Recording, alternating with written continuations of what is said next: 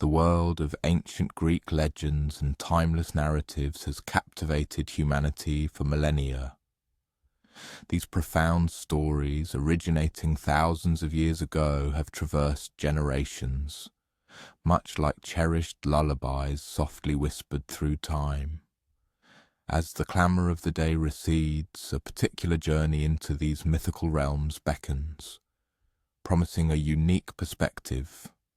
However, the focus here diverges from the dramatic, action-packed renditions commonly encountered.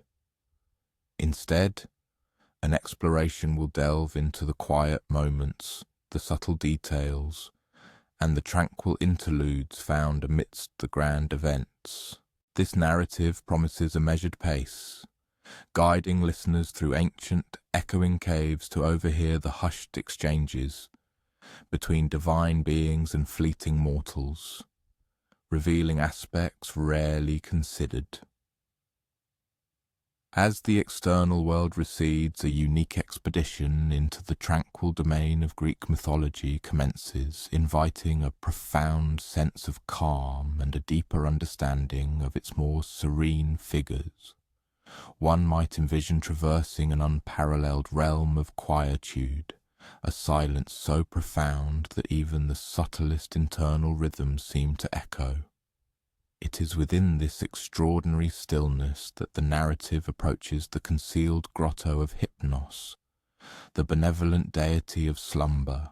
While contemporary thought often perceives sleep as a mere physiological state, the ancient Greeks harboured a more profound understanding. They recognized that a force as potent as sleep, capable of rendering monarchs and paupers equal, of halting the most formidable warrior mid-stroke, could not simply be an abstract sensation. It necessitated a tangible, divine presence, and that presence was Hypnos. The true depth of this ancient insight is about to unfold. Hypnos' sanctuary was situated at the very periphery of the known world, a mystical juncture where the vibrant hues of day seamlessly dissolved into the tranquil embrace of night, akin to warm milk slowly absorbing golden honey. Its entrance remained perpetually untouched by the sun's radiant rays, and no cacophonous clamour had ever disturbed the serene stillness of its ancient walls. Ancient Greek lore indicated its discovery by diligently following the winding course of the river Lethe, the fabled river of forgetfulness, until its waters progressed with such an almost imperceptible slowness that they appeared to hover rather than flow. This journey itself promised a profound transformation. Upon nearing this hallowed locale, an inexplicable quietude often enveloped visitors, their very steps growing hushed. The surrounding atmosphere felt laden with an almost palpable drowsiness, as if one were moving through unseen drapes of the most exquisite, ethereal silk. Here, poppies flourished in wild abundance, not the vibrant crimson varieties typically envisioned, but rather ethereal pale blossoms, their heavy heads swaying gently in a breeze that remained imperceptible. The cavern's entrance presented itself not as a menacing, jagged maw, but as a softly rounded aperture smoothed by the passage of untold millennia. Plush moss adorned every surface, and minute water droplets descended with such infrequency that each faint splash resonated like the distant chime of an unseen temple bell, beckoning one further into its depths. Within, the cavern appeared to extend beyond the limits of ordinary vision, not due to its physical vastness, but because its inherent tranquility induced a delightful heaviness in the observer's eyelids. The gracefully curving walls seemed to possess a subtle, rhythmic undulation, mirroring the steady beat of one's own heart. And there, precisely in the serene heart of this hushed sanctuary, reclined Hypnos himself, waiting to reveal a deeper secret. It is at this juncture that the narrative unfolds with a captivating, gentle intrigue, there beckoning further exploration. Hypnos, it was revealed, was not the sole inhabitant of his profound grotto. Dispersed around him, reminiscent of slumbering children peacefully overcome by a bedtime tale, lay his 1,000 sons. Each embodied a distinct facet of the dream world, a unique manifestation of nocturnal visions. Among them was Morpheus, renowned for his ability to assume any human form within dreams, possessing a particular talent for appearing as cherished loved ones residing in distant lands, bringing comfort and connection across vast distances. Adjacent to him reposed Isolus, whose domain encompassed the dreams of the animal kingdom. He could transport dreamers to exhilarating experiences, allowing them to soar with majestic eagles or race alongside swift wolves beneath the pale glow of a moonlit forest. And then there was Phantasos, arguably the most enigmatic of the trio, who populated dreams with objects utterly divorced from reality, impossible constructs that, defying logic, held perfect coherence until the moment of awakening. The sheer diversity of these dream weavers hinted at an even grander tapestry of slumber's influence. Yet, a fascinating revelation often surprises those who delve deeper. Despite being the very deity of sleep, Hypnos did not perpetually slumber. On occasion, when the sacred grotto achieved its pinnacle of tranquility, he would slowly stir, rising to meticulously tend to his unique garden of poppies. His movements were fluid and unhurried, like a figure gliding effortlessly underwater, each gesture seamlessly blending into the next, ensuring no abrupt motion disrupted the profound stillness. This garden was truly unparalleled. The poppies cultivated here grew in orderly, somnolent rows, and remarkably, when their petals detached, they did not perish. Instead, they merely softened further, drifting downwards with the gentle grace of feathers from a slow-motion pillow fight. Hypnos carefully gathered these ethereal petals into a basket intricately woven from the very fabric of dreams, reserving them for those nights when the world above was consumed by excessive noise, gnawing anxiety, or overwhelming worry, preventing its inhabitants from finding natural repose. The true purpose of these collected petals was about to be unveiled. Hypnos, it became clear, fulfilled a role far more vital and profound than typically acknowledged.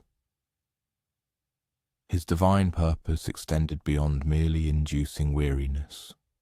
It was centered on bestowing genuine rest, a restorative slumber capable of healing both the corporeal form and the troubled mind.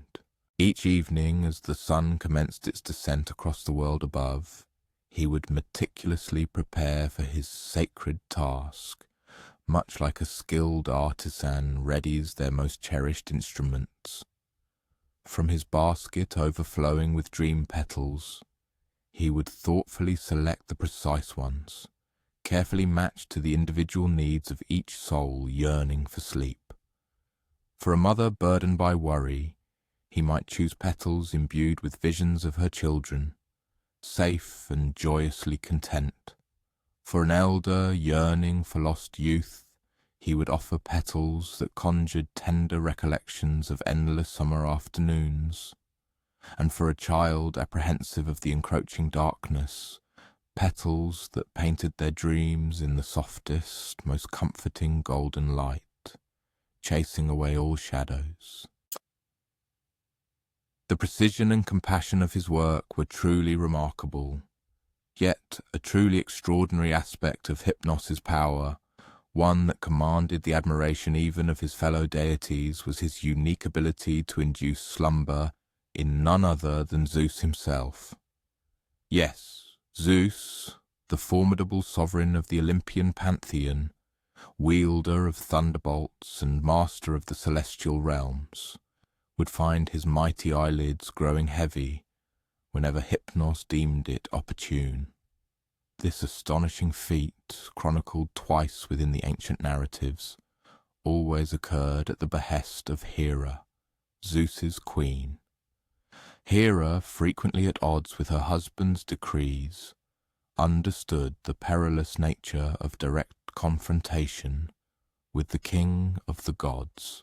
Consequently, she would seek out Hypnos in his tranquil grotto, politely entreating his assistance in gently persuading Zeus to take a brief, restorative nap. The implications of this power were vast and often unforeseen. On the inaugural occasion of this audacious endeavour, Hypnos harboured considerable apprehension. To lull Zeus into slumber without divine consent was an act fraught with the gravest peril for any deity. Yet Hera countered his reluctance with an irresistible pledge. One of the Graces, a goddess of charm and beauty, as his wife, a recompense far too magnificent to decline. Thus persuaded, Hypnos ascended Mount Olympus, his form moving with the ethereal silence of mist through the resplendent marble halls, and with exquisite subtlety he breathed sleep upon the mighty king of the gods. Zeus succumbed to such profound slumber that he remained utterly oblivious to Hera's subsequent actions. A fortunate circumstance indeed. Upon his eventual awakening and the dawning realization of the deception, Zeus's fury was boundless. He scoured every corner of the cosmos for Hypnos, prepared to mete out severe retribution. However, the god of sleep had anticipated this wrath. Hypnos had already retreated to his remote grotto, concealing himself within the protective embrace of his primordial mother Nyx, the venerable goddess of night. Even Zeus, in his boundless power, held a deep reverence for Nyx. Night preceded the very existence of the gods, representing a force more elemental and fundamental than their decrees or their rage. Consequently, when Zeus discovered Hypnos shielded by the very essence of darkness, he was compelled to withdraw. Hypnos remained secure, nestled in the shadows like a child finding refuge beneath blankets during a tempest. When Hera once again sought his assistance, Hypnos, with understandable reluctance, questioned her, "Recall the consequences of our last endeavour." Yet Hera's resolve was unwavering. This time her enticement was even more magnificent.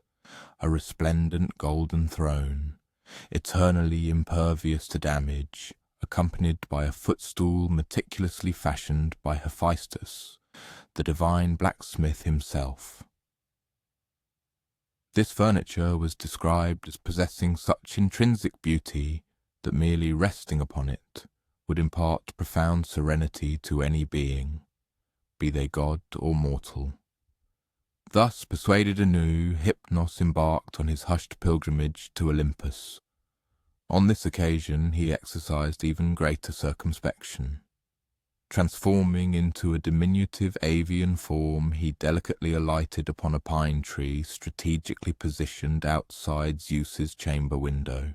From this vantage he intoned the most exquisitely gentle lullaby ever conceived, a melody woven from ethereal sighs and the softest whispers of the breeze.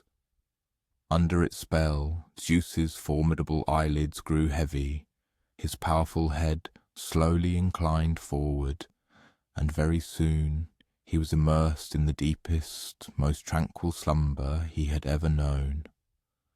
The true profundity of this narrative transcends a mere account of Hera's successful machinations or Zeus's temporary deception. It serves as a powerful testament to the inherent, indispensable might of rest itself. Even the most formidable entity in the entire cosmos required the balm of sleep. Even a being capable of commanding lightning and orchestrating earthquakes was, in the end, compelled to yield to the gentle, irresistible touch of Hypnos. This underscores a fundamental truth about existence. Returning to his secluded grotto, Hypnos would occasionally ponder these extraordinary adventures while meticulously tending his perpetual garden. While the chronicles of other deities were replete with dramatic sagas of epic battles, perilous quests, passionate love affairs, and dire retributions, Hypnos possessed a distinct and unparalleled dominion. His was the power to bestow peace upon any soul, in any location, at any given moment. His sacred cave endured as a sanctuary existing beyond the conventional flow of time, a realm where anxieties dissipated like sugar dissolving in water, and earthly tribulations receded into distant, diminished concerns. Mortals fortunate enough to stumble upon this hidden sanctuary, typically individuals who had become disoriented within dense forests or had strayed too deeply into the labyrinthine corridors of their own introspection, recounted it as the most profoundly restorative haven they had ever encountered. They spoke of the moss softer than the most luxurious down, and the air imbued with the delicate essence of lavender and the invigorating scent of fresh rain. Merely breathing within its confines, they attested, induced an immediate relaxation of the shoulders and a profound stillness of the mind. Some even claimed that a single hour spent within Hypnos's grotto surpassed the regenerative power of an entire week of conventional sleep. Moreover, the dreams that graced visitors there were utterly unparalleled. These were not the chaotic, fragmented visions of ordinary slumber, but rather lucid, tender narratives, seemingly crafted with exquisite precision for each individual. Dreamers soared slowly over serene, unruffled seas. They engaged in comforting conversations with beloved figures long departed. They wandered through fantastical gardens where every bloom resonated with a perfect, harmonious melody. These were the ultimate gifts of the god of sleep, an enduring promise of peace that lingers in the ancient myths, forever inviting one to seek such profound repose. As the exploration of this tranquil cavern concludes, one might naturally ponder a particular question. In an ancient cosmos teeming with formidable deities who incessantly demanded fervent adoration and ritualistic offerings, often indulging in tumultuous fits of rage and instigating devastating conflicts, why did Hypnos, the god of sleep, appear content to merely reside in quiet obscurity within his secluded grotto? He sought nothing beyond the simple opportunity to bestow repose upon the weary world. Perhaps his unique disposition stemmed from a profound insight that had eluded his more boisterous counterparts, that occasionally the most potent influence one can exert lies not in overt action or grand displays of power, but rather in the serene act of presence itself. It is in offering solace without expectation or condition, and in gently reminding all beings, both divine and mortal, that even amidst the most bustling and tumultuous existence, an inviolable sanctuary for peace invariably persists. And perhaps, just perhaps, this profound wisdom offers a valuable contemplation for all as they settle into their own personal moments of stillness this very evening, musing upon the ethereal visions that might grace them in the soft hours ahead, and considering what ancient narratives sleep itself might impart, should one only attune themselves carefully enough to discern its hushed counsel. That familiar sensation upon awakening from a dream of a place so utterly vivid it felt real, yet whose intricate specifics then frustratingly recede from memory, leaving behind a delicate pang of loss, much like attempting to cup and retain flowing water in one's hands. Such is the initial sentiment for many upon encountering the legendary name of Atlantis. However, this evening invites a contemplative journey through this fabled island, not as it succumbed to the encroaching waves, but as it thrived in its unassuming quotidian moments, before the dramatic climax, before the universally recounted denouement. The narrative of Atlantis reached posterity through the writings of Plato, the esteemed Greek philosopher who flourished approximately 2,400 years ago. His account was not presented as a mere mythological fancy, but rather as an elaborate thought experiment meticulously woven into the fabric of an ancient chronicle. One might envision him ensconced beneath the dappled shade of an olive tree, engaging his eager students in discourse concerning the intrinsic nature of ideal societies and the inherent perils of unchecked authority. The golden afternoon sunlight would have filtered serenely through the verdant foliage, and somewhere nearby the gentle murmur of a fountain would have provided a soothing counterpoint as he meticulously spun his tale. Yet let us momentarily depart from the intellectual confines of the philosophy classroom and immerse ourselves in a vivid mental promenade through the authentic thoroughfares of Atlantis on an unremarkable Tuesday morning. On such a day, nothing of particular dramatic import was unfolding. Inhabitants were simply engrossed in their established daily routines. The sun, warm but not oppressively hot, cast a benevolent glow. A delicate breeze traversed the air, laden with the commingled fragrances of blossoming flora and the briny ocean. And in the soft distance the joyous peals of children's laughter would have drifted, echoing their spirited play. The paramount characteristic immediately discernible about Atlantis was the exquisite precision with which every element had been meticulously organized. The entirety of the island had been engineered in a series of flawless concentric circles, evoking the image of a target rendered by an artisan of boundless patience. At the very epicenter resided the majestic royal palace, itself encircled by a terrestrial ring, which was then embraced by an aqueous ring, followed by another terrestrial band, and so forth, extending radially outwards until reaching the bustling harbour. Here, vessels from every corner of the known world gently swayed in the early morning zephyr. These were, however, no mere circular formations. Each successive ring was interconnected by a sophisticated network of bridges and subterranean passages, meticulously carved from both ebony and ivory-hued stone.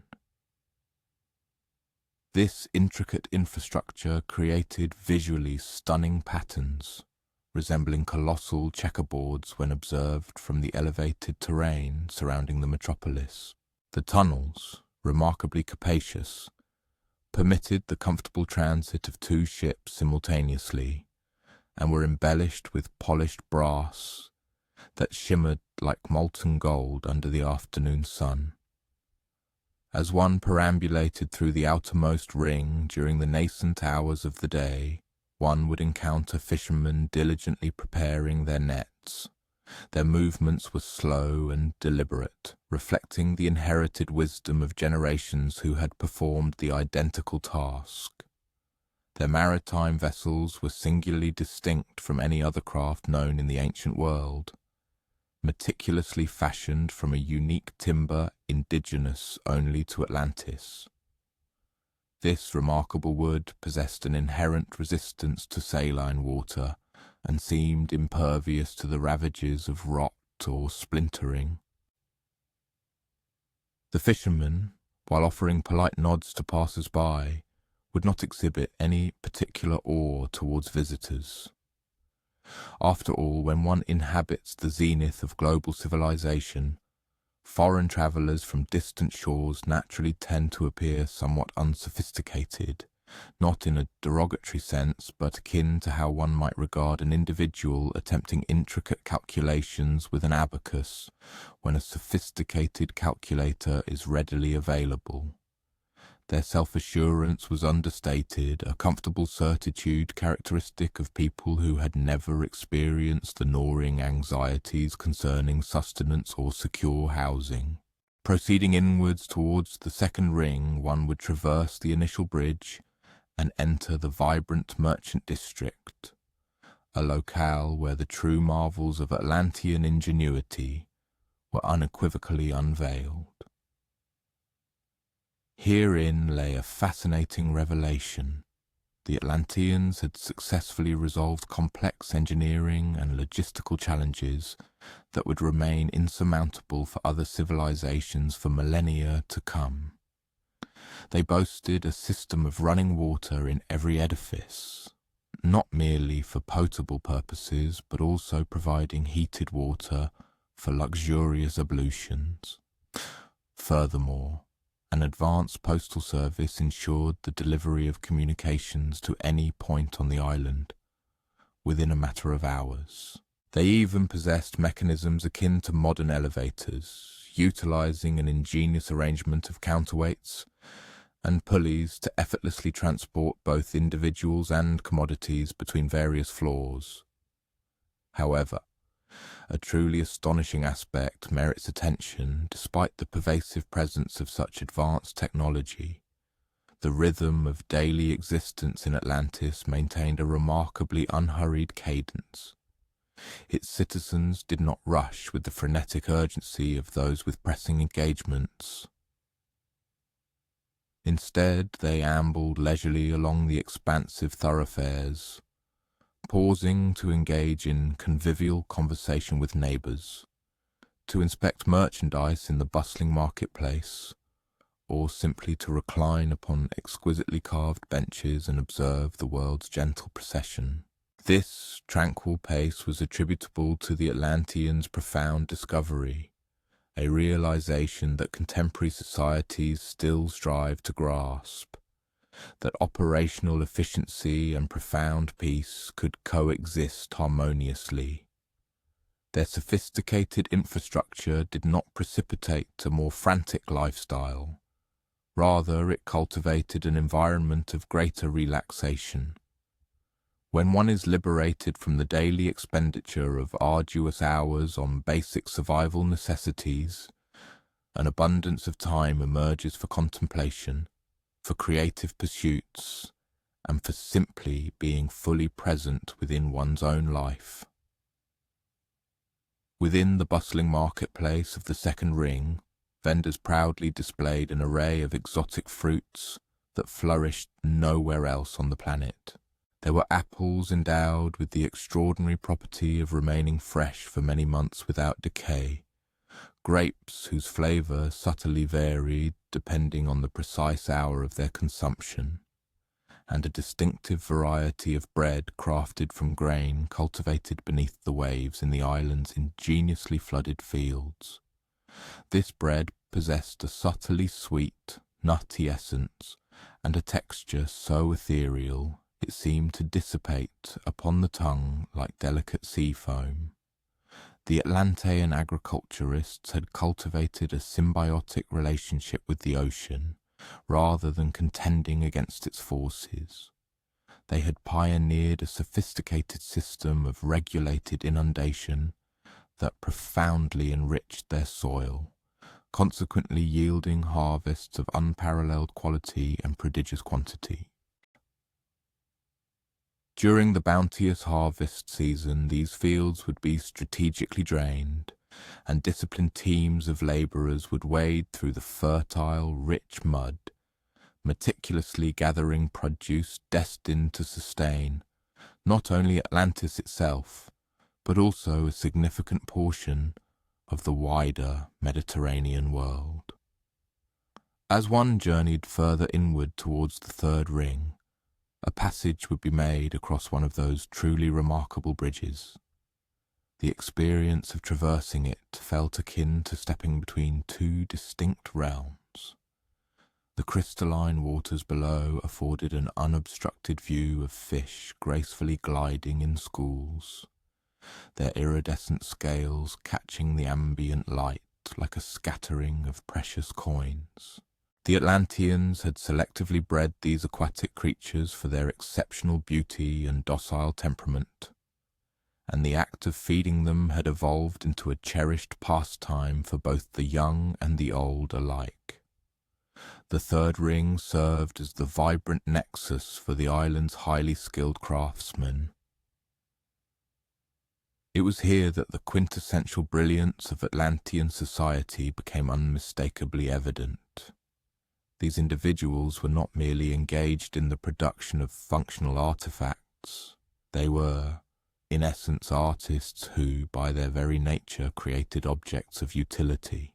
A seemingly simple water pitcher, for instance, would be sculpted and adorned with such exquisite artistry that it could readily grace the halls of a museum. Yet, it would simultaneously perform its practical function flawlessly, keeping water refreshingly cool even on the most scorching of days. The metalworkers of Atlantis had unearthed orichalcum, a singular metal found nowhere else across the globe. It was consistently described as possessing a value almost commensurate with gold, yet proving more practically versatile, exhibiting greater strength than bronze and surpassing silver in its aesthetic allure. Furthermore, it possessed the extraordinary characteristic of emitting its own soft, luminous glow. They employed this precious material not solely for ornamental purposes, but also for vital practical applications, such as constructing water pipes and reinforcing architectural supports, thereby imparting to the entire city a gentle, ethereal shimmer during the twilight hours. An intriguing aspect of Atlantean society that might elicit surprise is this: despite their immense wealth and advanced technological prowess, they harboured no discernible obsession with luxury for its own sake. Instead, they appeared to comprehend that the most profound form of opulence resided in possessing ample time and tranquillity to savour life's unadorned delights. Families would routinely dedicate entire afternoons to their private gardens, not out of a perceived obligation to cultivate the flora, but rather from a genuine desire to simply observe the miraculous process of growth. Advancing into the innermost rings, one would begin to perceive the revered temples and esteemed schools that elevated Atlantis beyond mere technological advancement, imbuing it with profound wisdom.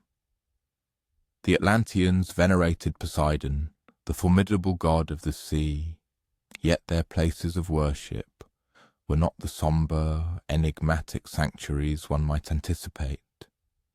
On the contrary, they were expansive, airy edifices where seawater flowed purposefully through intricately designed channels embedded within the floor.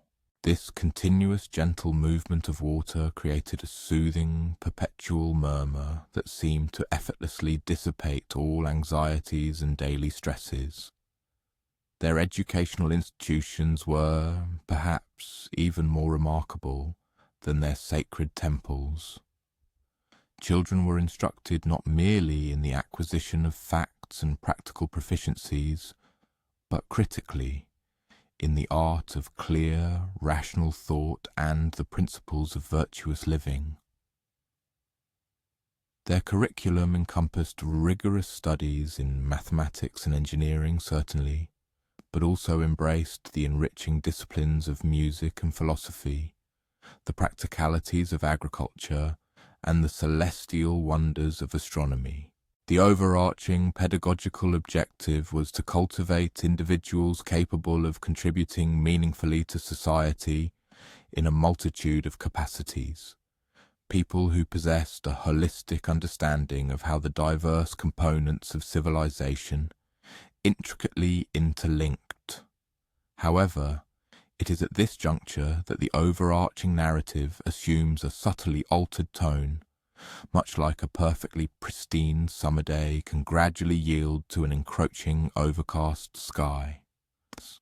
As successive generations came and went, a segment of the Atlantean populace began to regard their ideally constructed society with an air of complacent entitlement. The younger generations, having grown up amidst the conveniences of ubiquitous running water, highly efficient transportation networks, an abundance of food, and architecturally magnificent structures, started to internalize the belief that this state of perfection was simply the natural order of the world. They gradually gravitated towards the conviction that their unparalleled success stemmed from an inherent superiority over other peoples, rather than being the culmination of diligent effort, collaborative spirit, and fortuitous circumstances. Consequently, some began to entertain the notion that if Atlantis so demonstrably surpassed all other realms, then perhaps it was their rightful destiny to govern those other regions as well. This represented a gradual, insidious metamorphosis in their collective mindset, akin to the imperceptible accumulation of sand against a seawall, which, over time, inexorably alters the very contours of the shoreline. Here, Plato's ancient narrative transforms into a profound admonition concerning the perilous consequences of hubris and unbridled ambition. The inhabitants of Atlantis, once renowned for their peaceful sagacity, began to cast their gaze outward, their intentions now firmly fixed on territorial domination, thereby eschewing the very tenets of harmonious wisdom that had originally fostered their flourishing civilization. They ceased the construction of humble fishing skiffs, opting instead for formidable naval vessels designed for warfare. Their focus shifted from cultivating sages and philosophical discourse to training military strategists and soldiers. Their societal value was no longer assessed by their collective capacity for innovation and creation, but rather by the sheer volume of resources they could expropriate from others. According to Plato's account, this profound metamorphosis in their disposition was not an instantaneous occurrence. Rather, it was an insidious, incremental process, akin to the slow, relentless way a meticulously cultivated garden can become tangled and wild if one ceases to tend it with diligent care. Each successive generation exhibited a slightly more bellicose inclination than the one preceding it. The subsequent generation became imbued with an even stronger sense of unparalleled preeminence, and the generation that followed began to perceive the appropriation of desired resources from others, not merely as tolerable, but as an inherent entitlement, a justifiable right. The Olympian deities, most notably Zeus, observed this alarming perversion of character with mounting apprehension. The Atlanteans were evolving into something they had never been intended to become, tyrants of immense proportion, systematically leveraging their extraordinary endowments to inflict damage rather than to provide succor. It was a spectacle akin to witnessing a cherished progeny mature into a malevolent and egotistical individual, shattering the affections of all who had once held them in high esteem. Consequently, within the span of a single day and night, the advanced civilization of Atlantis was utterly submerged beneath the ocean's vast expanse.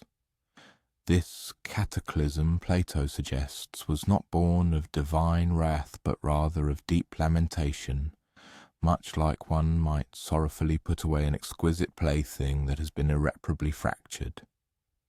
Telluric convulsions rent the earth, oceanic inundations swelled the seas, and the pinnacle of human achievement the world had ever known vanished, erased from the annals of time as if it had never existed. Yet a truly profound aspect resides within this conclusion. Plato was not at his core merely recounting a tale of a vanished culture. He was, in essence, narrating a story about the critical weight of human choices, illustrating how even the most utopian commonwealth can be irrevocably dismantled if its populace forsakes the fundamental principles that originally rendered it eminent. The genuine Atlantis, in Plato's conceptualization, was not a specific geographical coordinate on a map. It represented an ideal, a conceptual vision of what human society could potentially achieve if individuals collaborated judiciously and equitably. The true calamity, therefore, was not its succumbing to the deep, but its metamorphosis from a sublime entity into something utterly repugnant. The corporeal obliteration was merely the tangible representation of a profound moral dissolution that had already transpired. The Atlantis that sank beneath the waves was spiritually already gone. What the ocean ultimately claimed was but a hollow husk of what had once been an Edenic realm. As we contemplate the serene depths where Atlantis once reputedly stood, one might ponder the enduring admonitions this venerable narrative continues to offer.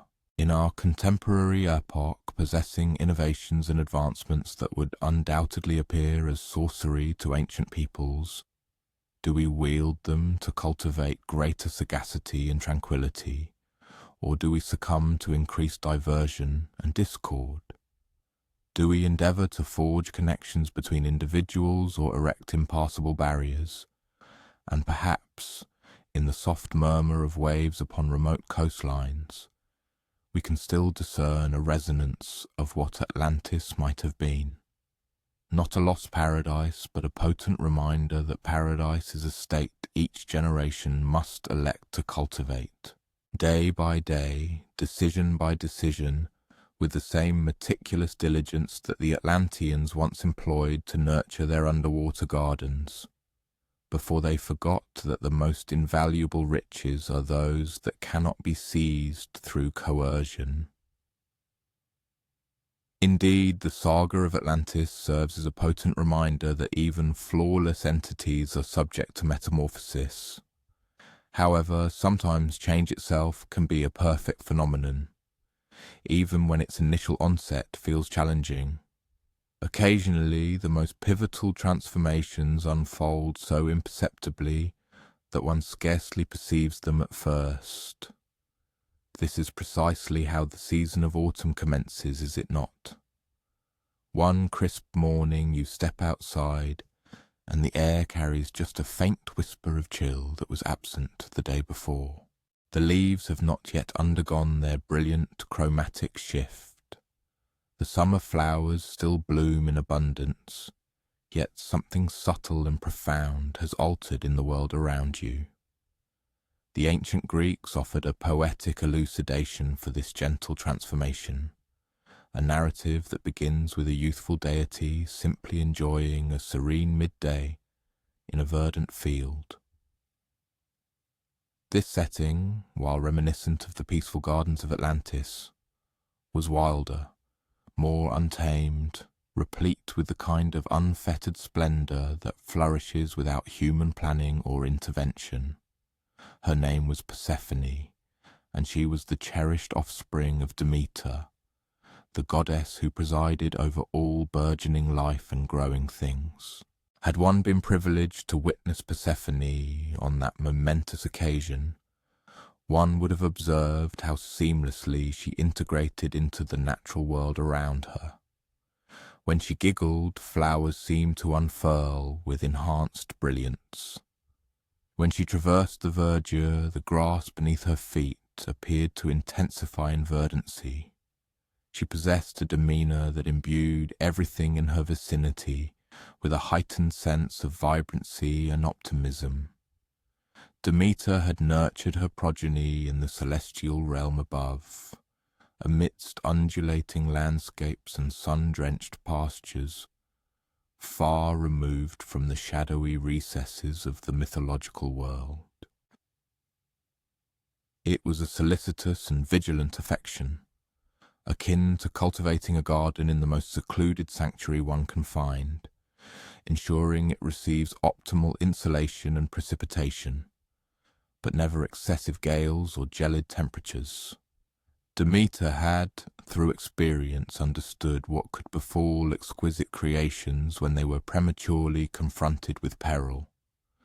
On this specific day's declining hours, Persephone was engaged in her most cherished activity, strolling across a verdant expanse and collecting blossoms.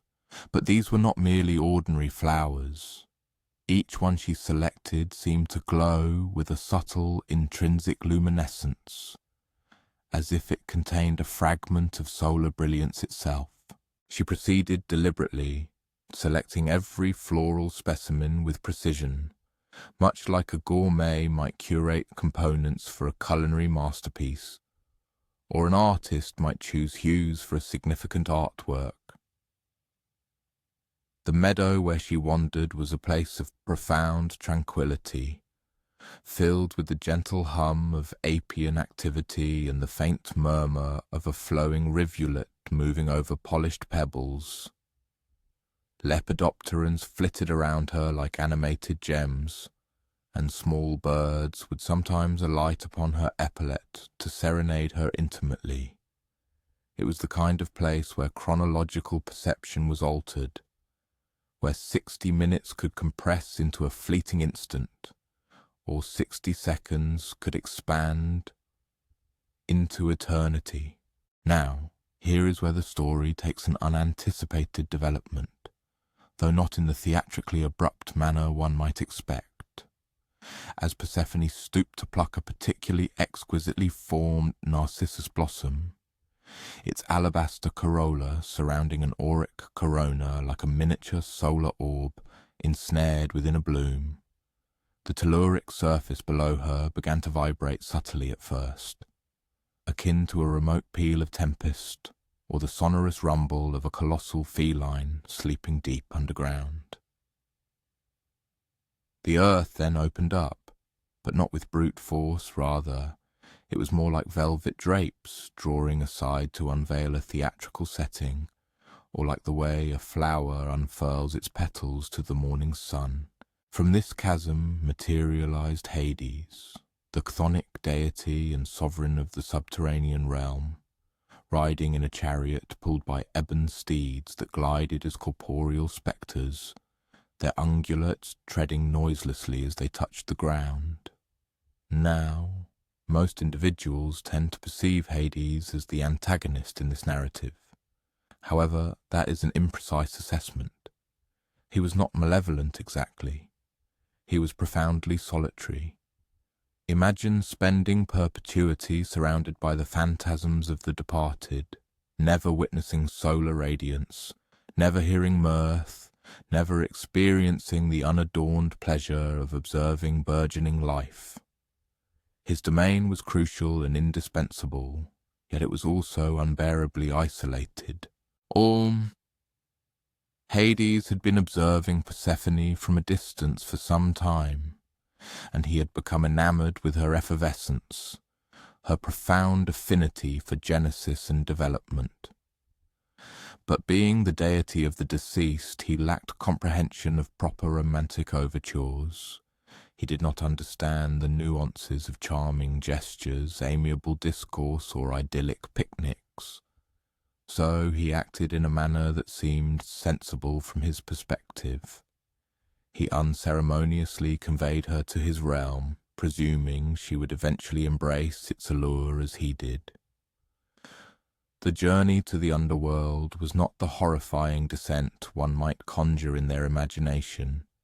Instead, It was like sinking slowly through the strata of the terrestrial sphere, each layer a little more hushed and subdued than the last. Persephone watched in astonishment as they traversed subterranean grottos filled with luminescent geodes, passed by underground rivers that flowed upward, defying all rational expectation, and beheld horticultural enclosures where argent blossoms flourished in perpetual gloaming. Meanwhile, on the surface world, Demeter began to perceive that her daughter had not reappeared at her dwelling. At first, she felt no apprehension. Persephone often became oblivious to the passage of moments when she was collecting flowers, so engrossed by the splendour around her that extended periods compressed into fleeting instants. But as the hours passed, and then the days, Demeter's apprehension escalated to terror, and then into a sorrow of such profound magnitude that it began to impact the global ecosystem. You see, Demeter did not merely experience melancholy the way humans do.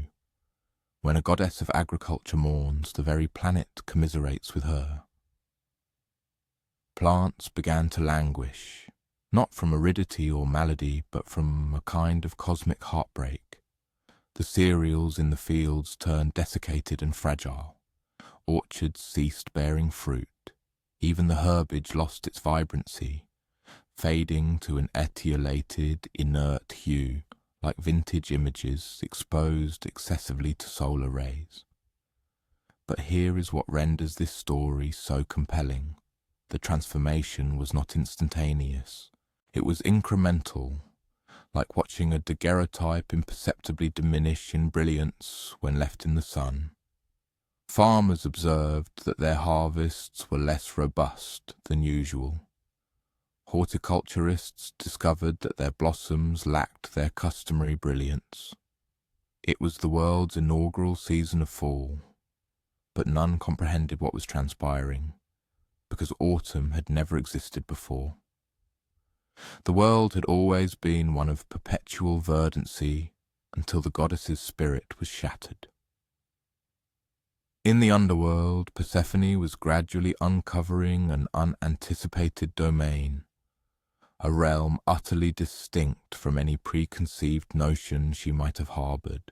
Far from the terrifying abyssal chasm commonly envisioned, it presented itself as a vast hushed kingdom, permeated by gentle, diffused shadows and an ethereal, soft silver luminescence that seemed to emanate from everywhere and nowhere concurrently. Within this tranquil repose, the spirits of the departed moved with serene grace through meticulously tended gardens of sombre black roses and glistening silver lilies, at last liberated from the earthly pains and anxieties that had once burdened their mortal existences. Hades, with the profound satisfaction of someone imparting a cherished confidence, meticulously showcased every facet of his dominion. He personally escorted her to the Elysian fields, a paradisiacal expanse where heroes and individuals of virtuous character found their eternal rest in a state akin to beatitude. He revealed to her the mystical pools where one could gaze upon the vivid reflections of their beloved kin still dwelling in the world above, thus maintaining an indelible connection across the profound chasm separating life and death. He even introduced her to Cerberus, the formidable three-headed canine guardian of the gates, who, upon closer acquaintance, proved to be surprisingly gentle and amenable.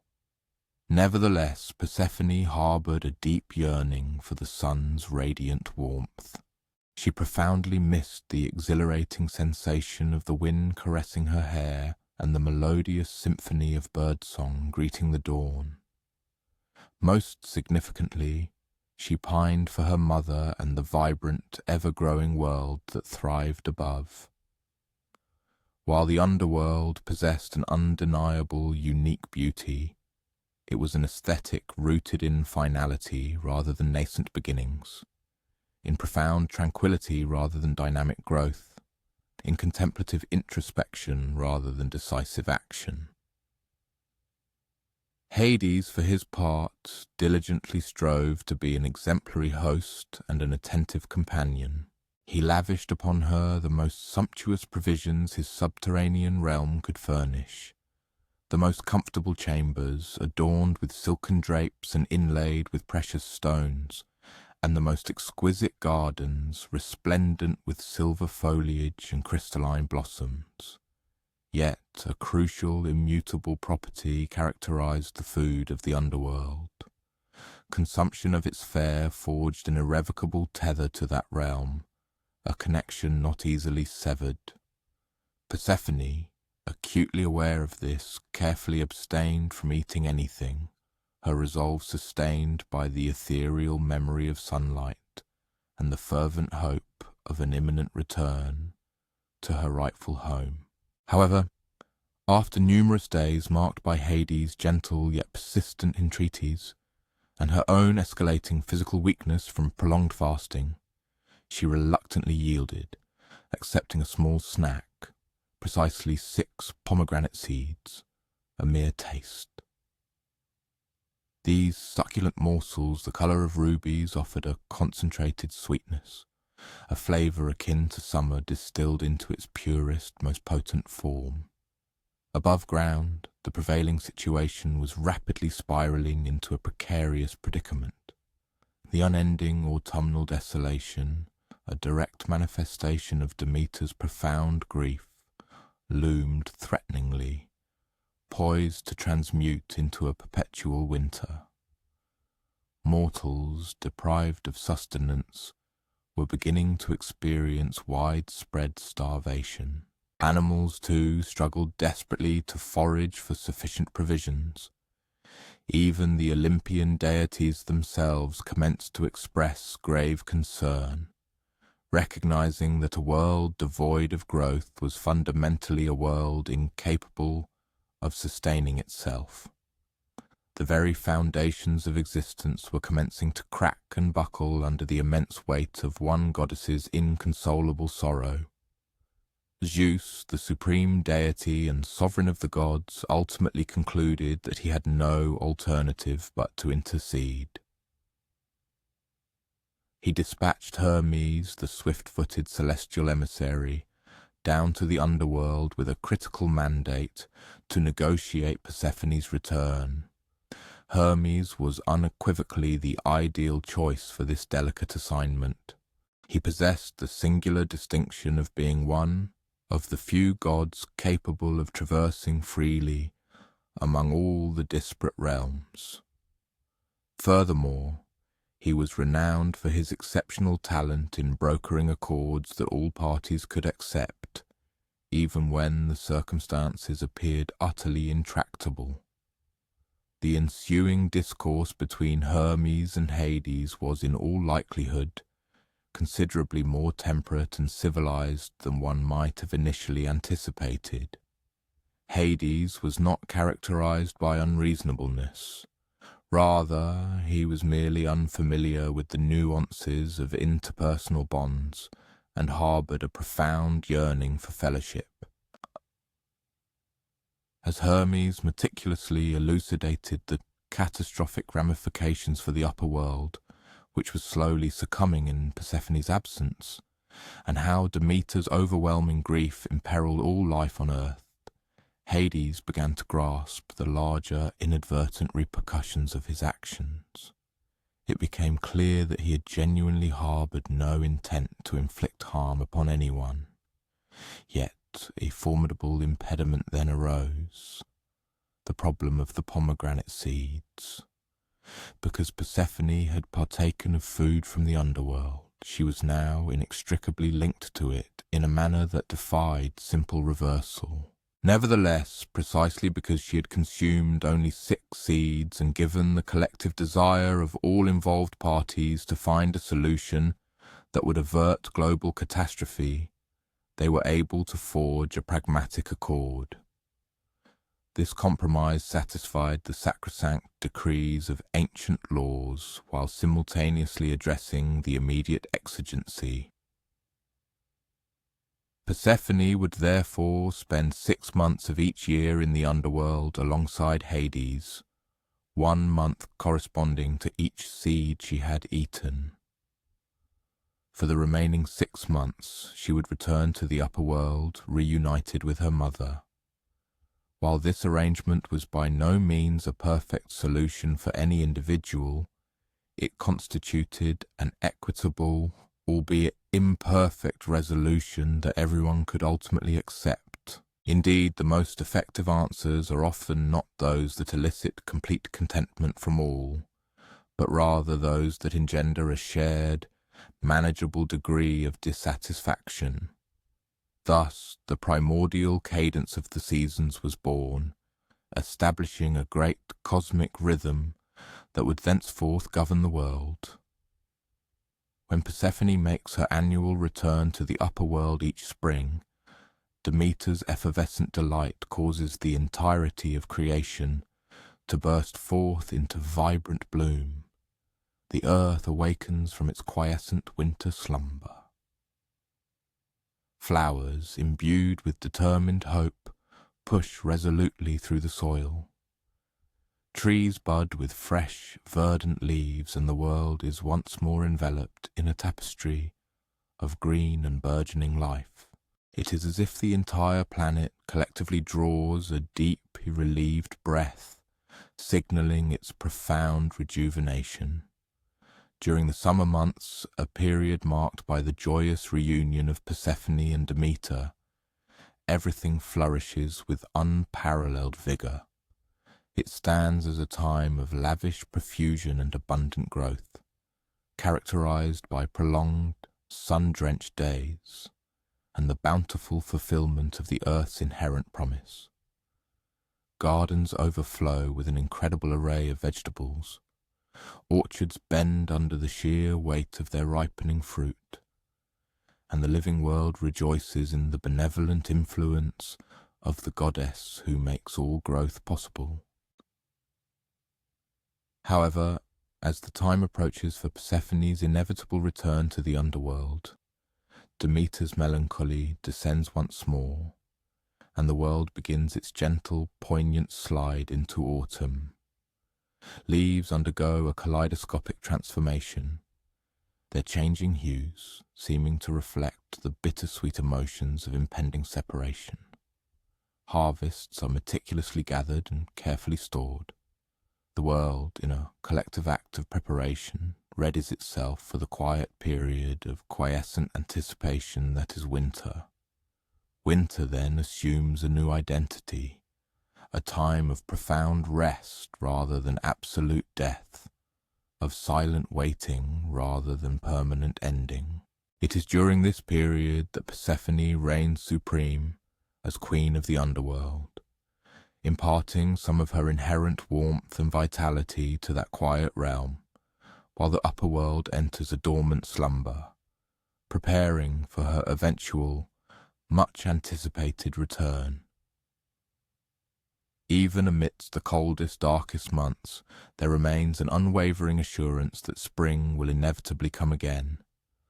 The profound metaphorical resonance of this myth lies in its capacity to elucidate not merely the changing seasons, but also the cyclical nature of transformation itself within the tapestry of our lives. At times we are compelled to navigate darker, quieter places not as a form of punitive judgment, but as an intrinsic component of a grander cycle that encompasses both development and repose, both elation and introspection, both coming together and the necessary act of letting go.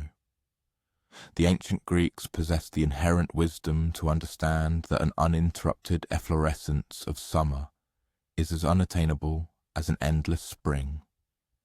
Each season, in its distinct character, proffers its own unique gifts, imparts its own invaluable lessons, and showcases its own particular kind of beauty. Winter cultivates patience and endurance, Spring inspires renewal and hope. Summer bestows abundance and fulfillment. Autumn teaches the art of relinquishing and the importance of preparation.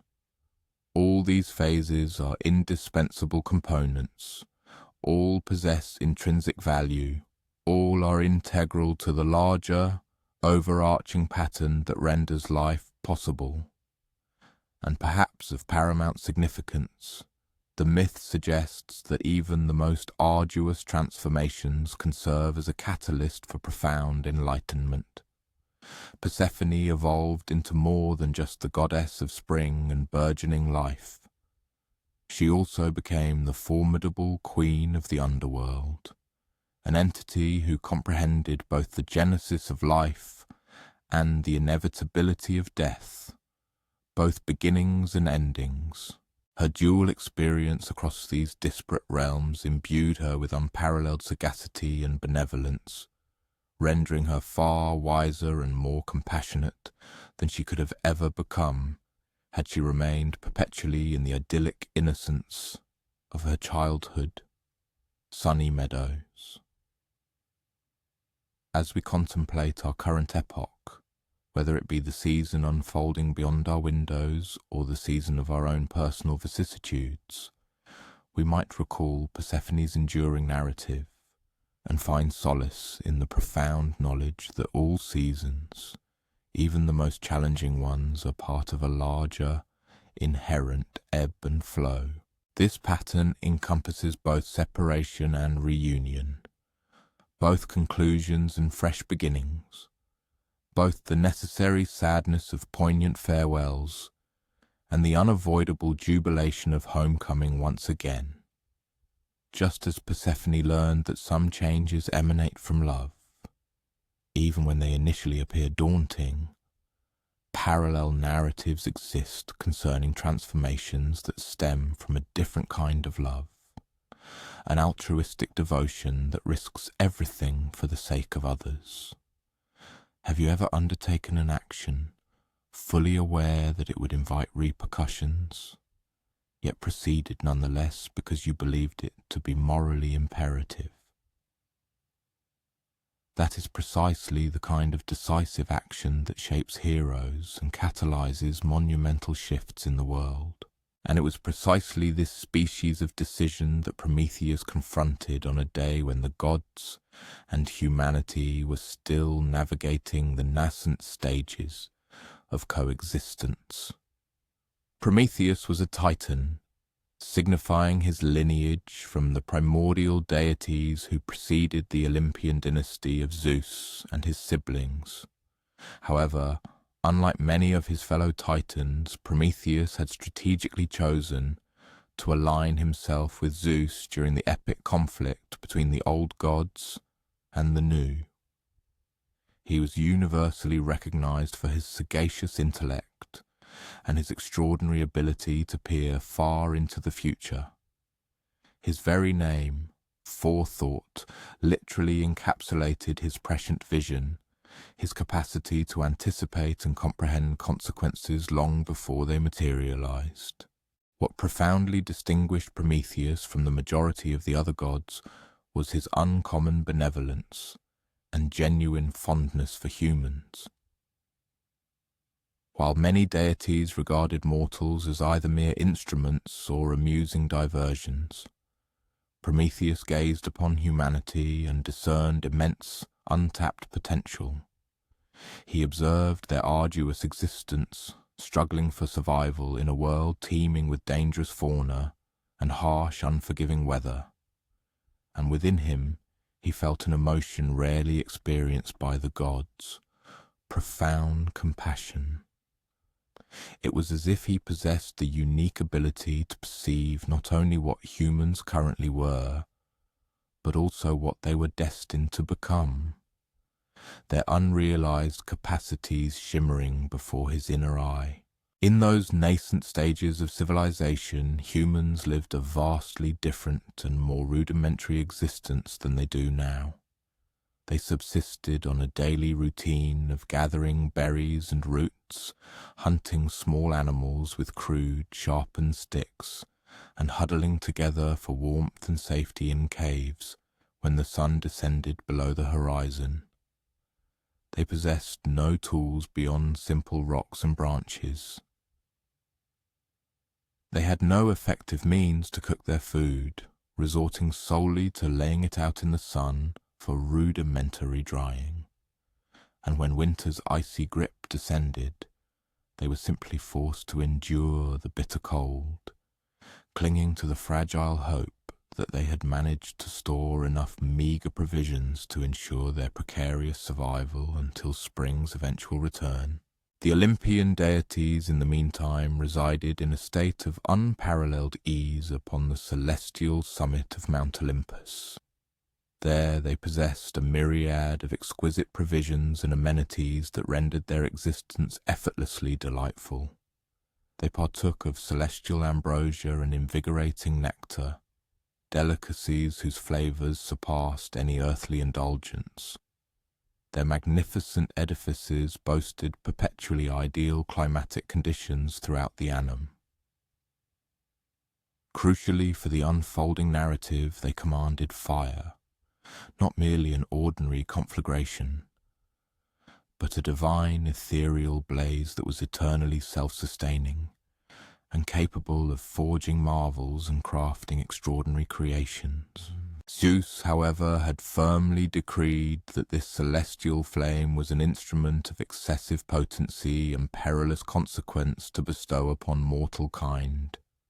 He harboured deep anxieties that if terrestrial beings were to wield fire, they would swiftly become autonomous and unduly proficient.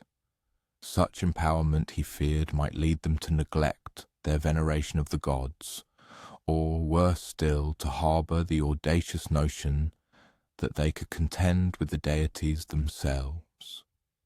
It was far more prudent, Zeus reasoned, to maintain humanity in a state of subservience and perpetual indebtedness, akin to nascent offspring who relied entirely upon their progenitors for every need.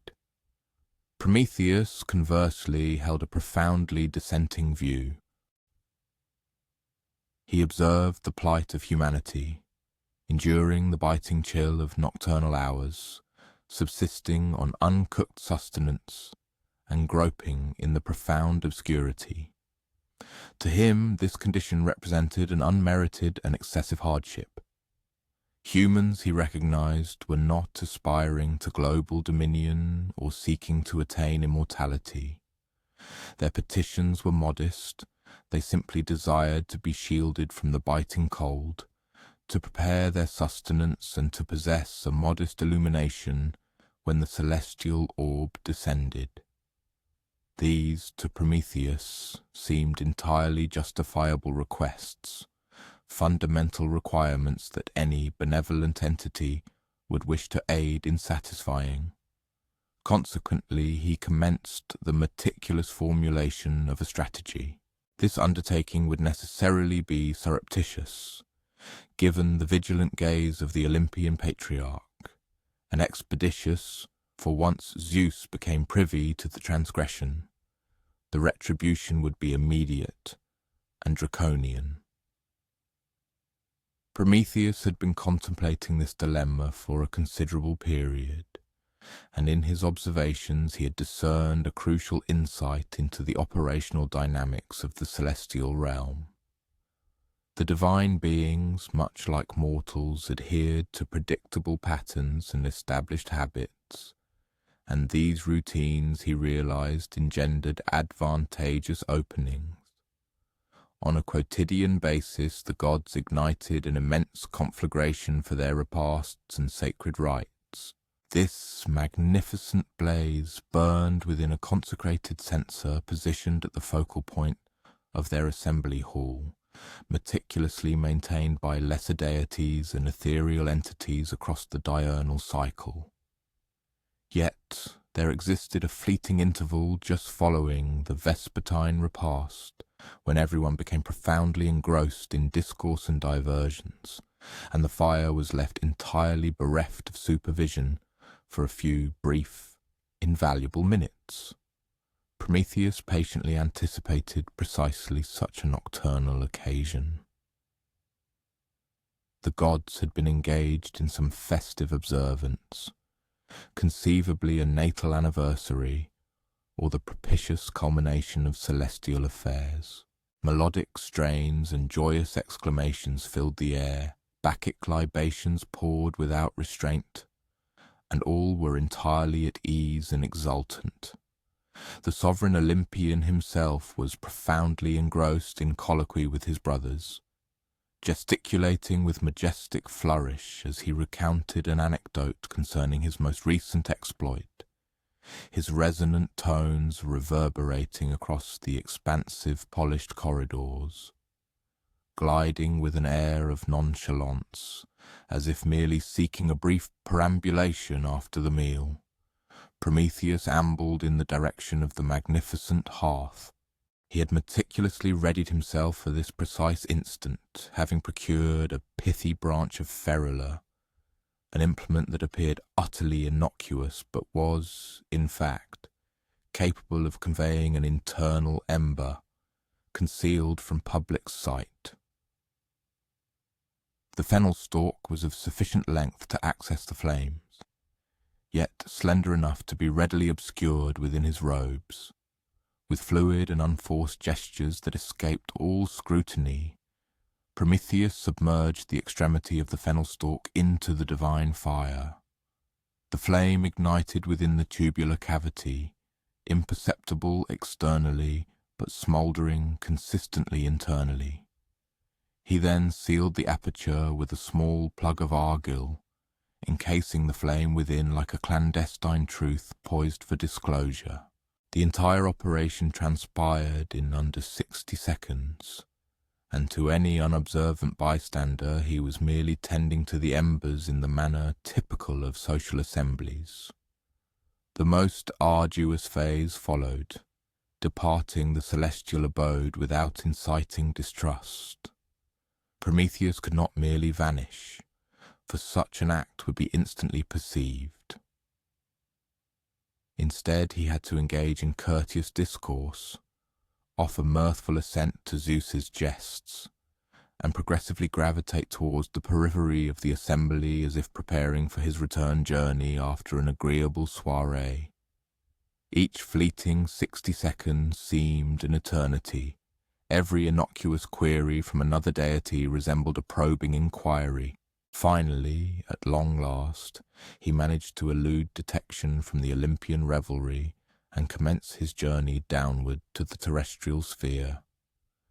This was a passage typically requiring considerable duration, even for a deity.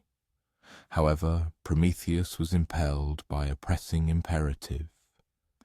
Each protracted instant he delayed was another moment Zeus could discern the absence, another opportunity for his scheme to be unveiled before it could reach fruition. He located a cluster of mortals encamped beside a riparian margin, the identical assembly he had observed with concern for several lunar cycles. They were clustered tightly to ward off the frigid air, masticating crude tubers and desiccated flesh, anticipating the dawn's arrival so they might acquire sufficient visibility to forage for sustenance. Their countenances bore expressions of weariness and quiet resignation, reflecting the stoic fortitude of people who had resigned themselves to meagre expectations from existence. Prometheus drew near with measured steps, desirous of avoiding alarm. Deities seldom made direct terrestrial visitations, and when they did, such encounters frequently presaged ill tidings. Yet an intrinsic quality in Prometheus's demeanour was benevolent and comforting. He settled upon his knees amidst their gathering as though he were one of their own, and meticulously unsealed the argillaceous stopper from his ferula stem. What transpired next must have seemed like the most astonishing sorcery these humans had ever beheld. An ethereal flicker materialized seemingly ex nihilo, capering at the tip of Prometheus's implement. But this was no mere mundane blaze. It was the celestial inferno, which shone with greater luminosity and purity than any terrestrial combustion they had ever witnessed, radiating illumination and thermal energy in harmonious equilibrium.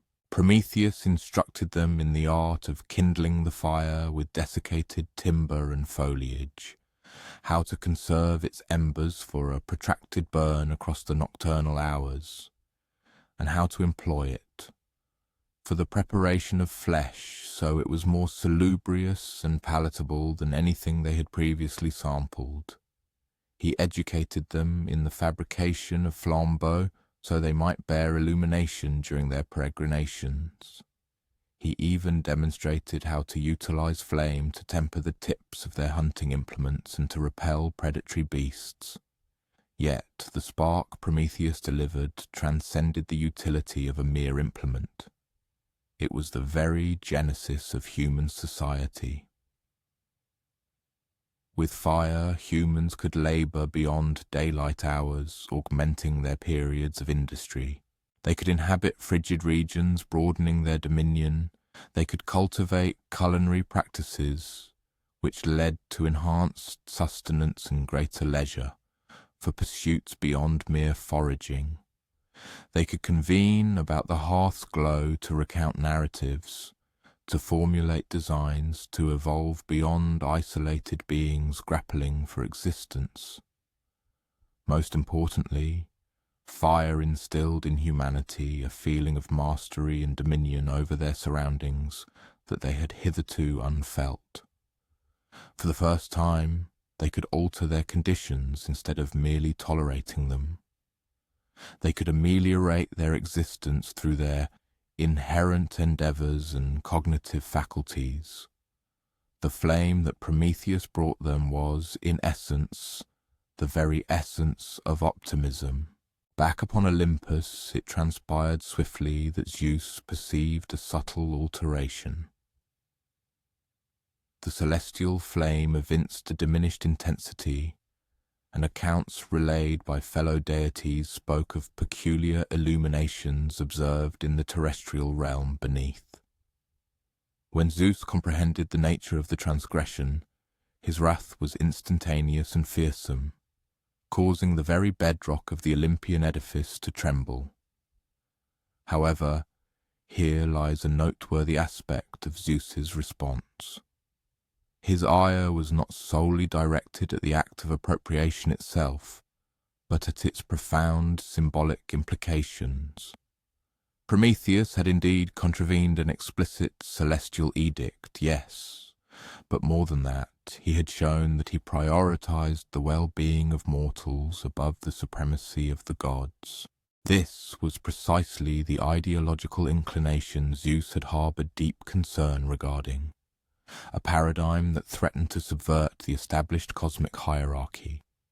The retribution Zeus conceived for Prometheus was intended as both draconian and emblematic.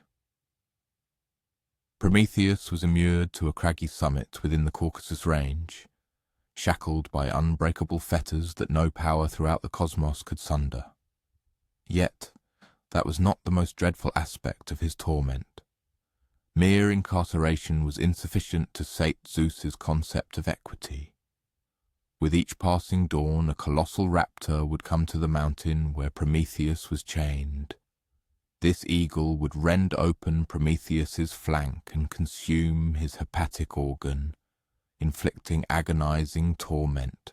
But due to Prometheus's eternal nature, his hepatic tissue would regenerate by morning, entirely restored.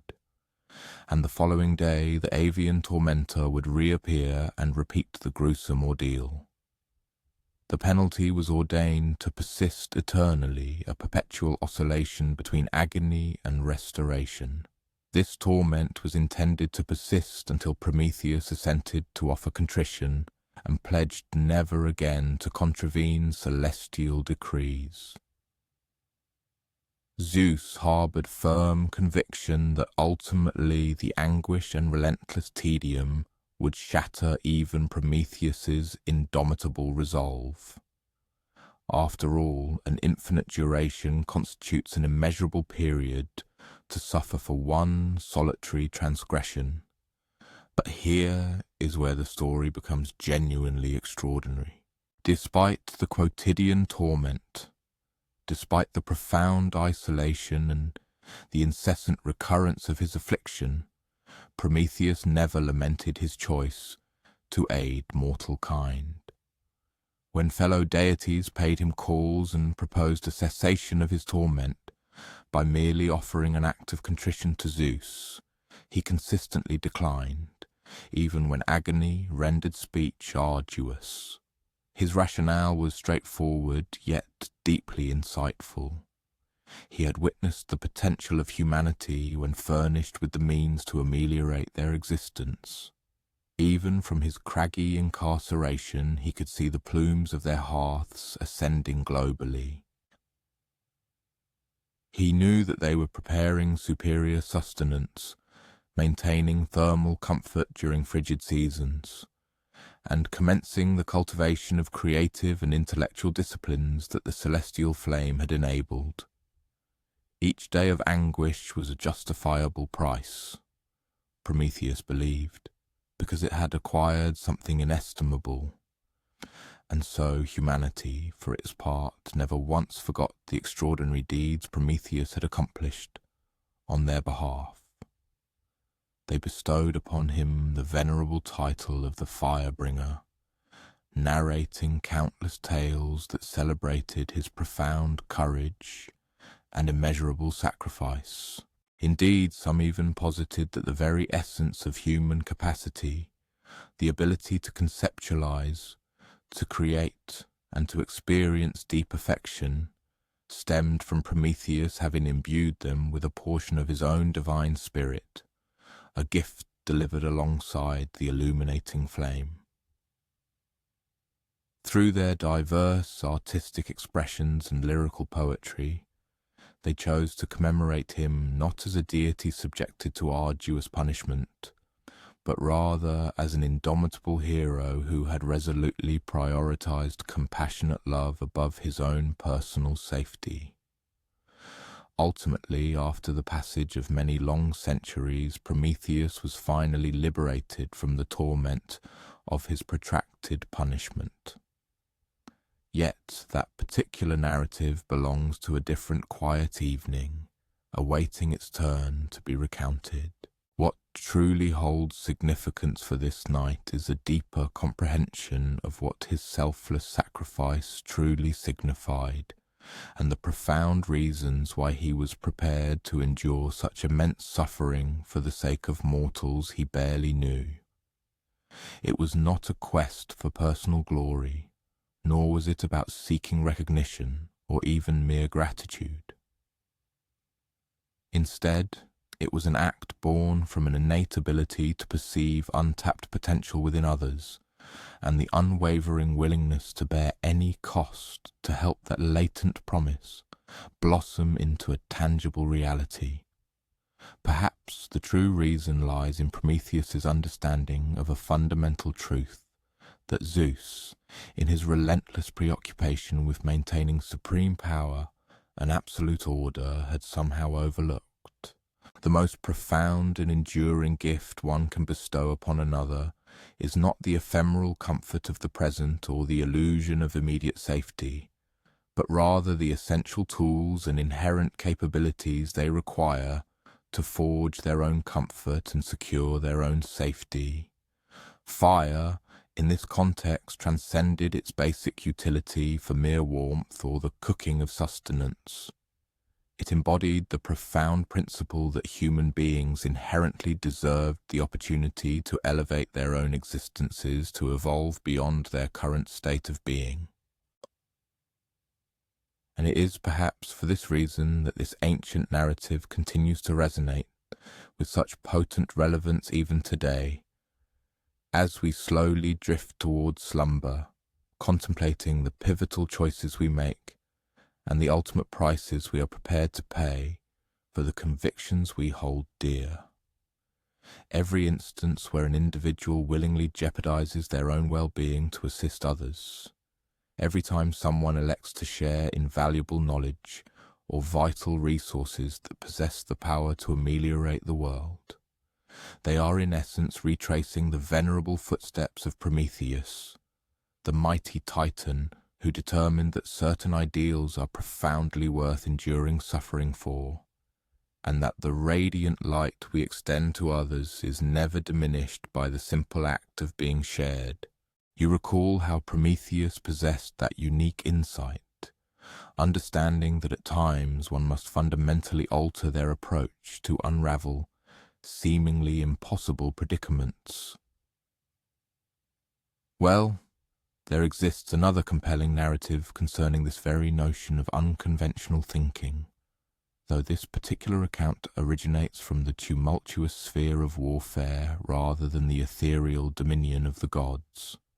Following a grueling 10-year period of unremitting conflict, the soldiers on both opposing sides were afflicted by an exhaustion that permeated far deeper than a mere need for restorative sleep.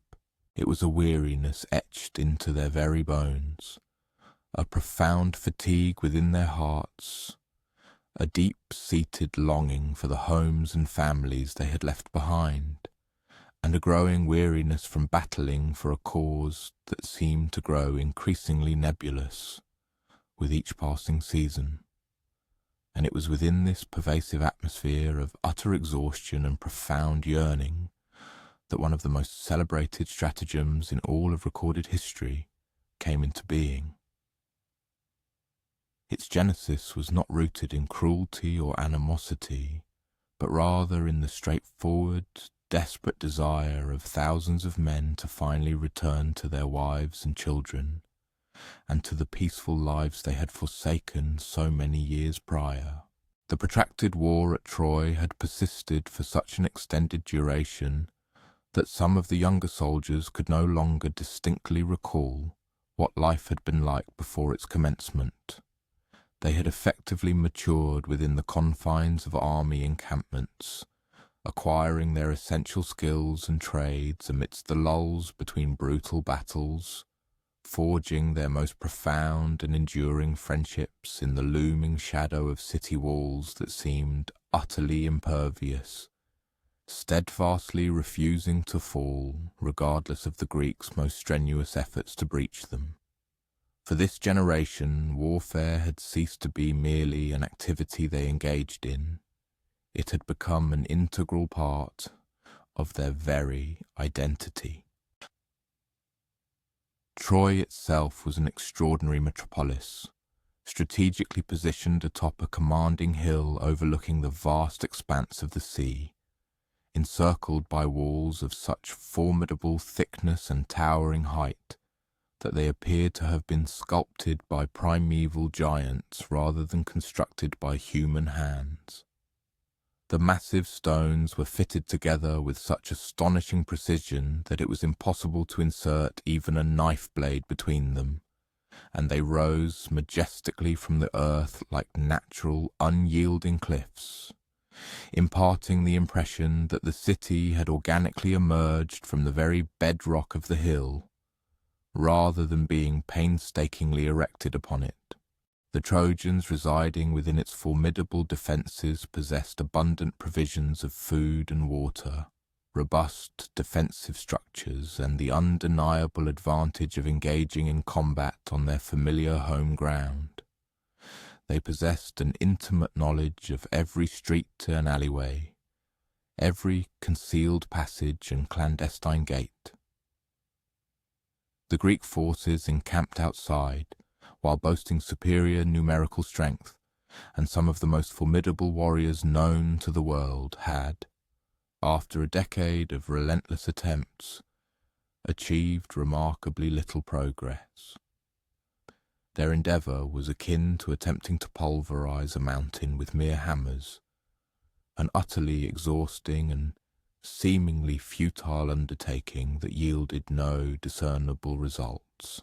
It was the sagacious Odysseus, the revered king of the island of Ithaca, who ultimately conceived the ingenious strategy that would bring the protracted war to its dramatic conclusion. Odysseus was renowned for his exceptional astuteness, not the ostentatious, theatrical brand of intelligence that captivates with grand oratory, but rather the eminently practical, problem-solving acumen that consistently devises effective solutions when conventional approaches have unequivocally failed. He possessed the unique kind of intellect that could survey an intractable situation and discern the solitary, minute detail that had eluded everyone else. He had dedicated months to meticulously pondering the conundrum of Troy, diligently scrutinizing the city's formidable defences throughout the day and lying awake long into the night, observing the distant flickering torches upon the walls and straining to hear the faint echoes of life emanating from within. He painstakingly observed the daily routines of its unwavering defenders, relentlessly searching for any subtle vulnerability or predictable pattern that might potentially be exploited. And progressively he began to formulate an idea that was simultaneously so elegantly simple and so astonishingly audacious that it might, against all odds, actually succeed. The radical plan he presented to the assembled Greek commanders was entirely unlike any tactic they had previously attempted. Instead of persisting in their futile efforts to dismantle Troy's impregnable walls or to starve its resilient defenders into submission, they would instead cunningly deceive the Trojans into willingly opening their own gates. This audacious scheme would necessitate meticulous acting, impeccably precise timing, and a level of inherent risk that caused considerable apprehension among some of the commanders. However, after 10 grueling years of conventional warfare that had yielded only stalemate, they were finally prepared to embrace something profoundly unconventional. The pivotal core of Odysseus's intricate plan was a colossal wooden horse. But this was no ordinary equine effigy. This was destined to be a veritable masterpiece of unparalleled craftsmanship, so immense and exquisitely beautiful that it would unmistakably appear to be a divine offering, worthy of the gods themselves. It needed to be sufficiently impressive to capture the Trojans' immediate attention and ignite their fervent curiosity, yet simultaneously hollow enough to clandestinely conceal a small detachment of elite Greek soldiers within its belly. Most crucially, it had to convincingly convey the impression of being a genuine religious tribute that the Greeks would authentically abandon. The elaborate construction of this monumental horse became an all-consuming project that engrossed the entirety of the Greek encampment for many arduous weeks.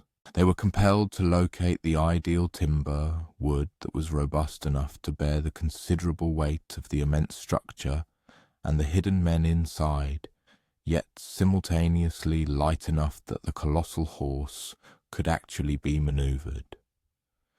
They had to ingeniously design hidden access doors and discreet breathing holes that would remain entirely imperceptible from the exterior.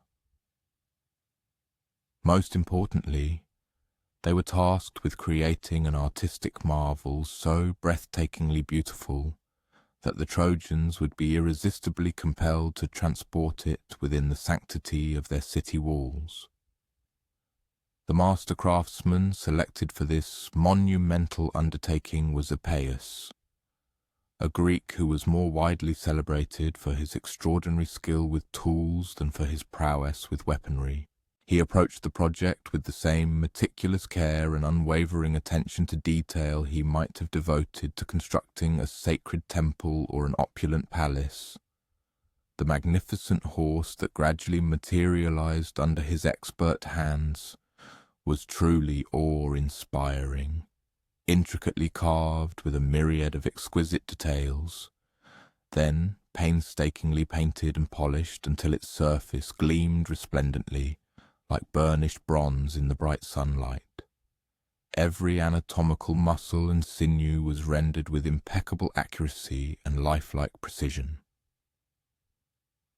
But even as the grand wooden horse was meticulously being fashioned, an equally critical component of the overarching plan was simultaneously taking shape. The Greeks needed to instill in the Trojans the absolute conviction that they had utterly relinquished their siege and definitively departed for home.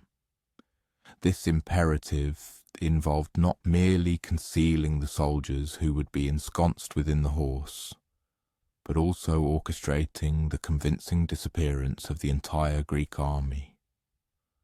After a decade of their constant visible presence, their sudden and complete absence had to appear both entirely plausible and unequivocally permanent.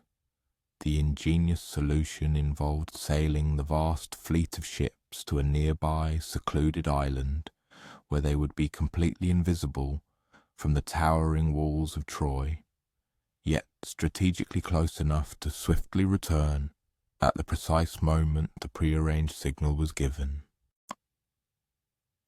The vast majority of the army would embark with the ships, leaving behind only the select men hidden inside the horse, and one courageous volunteer who would remain to deliver a meticulously fabricated story to the Trojans.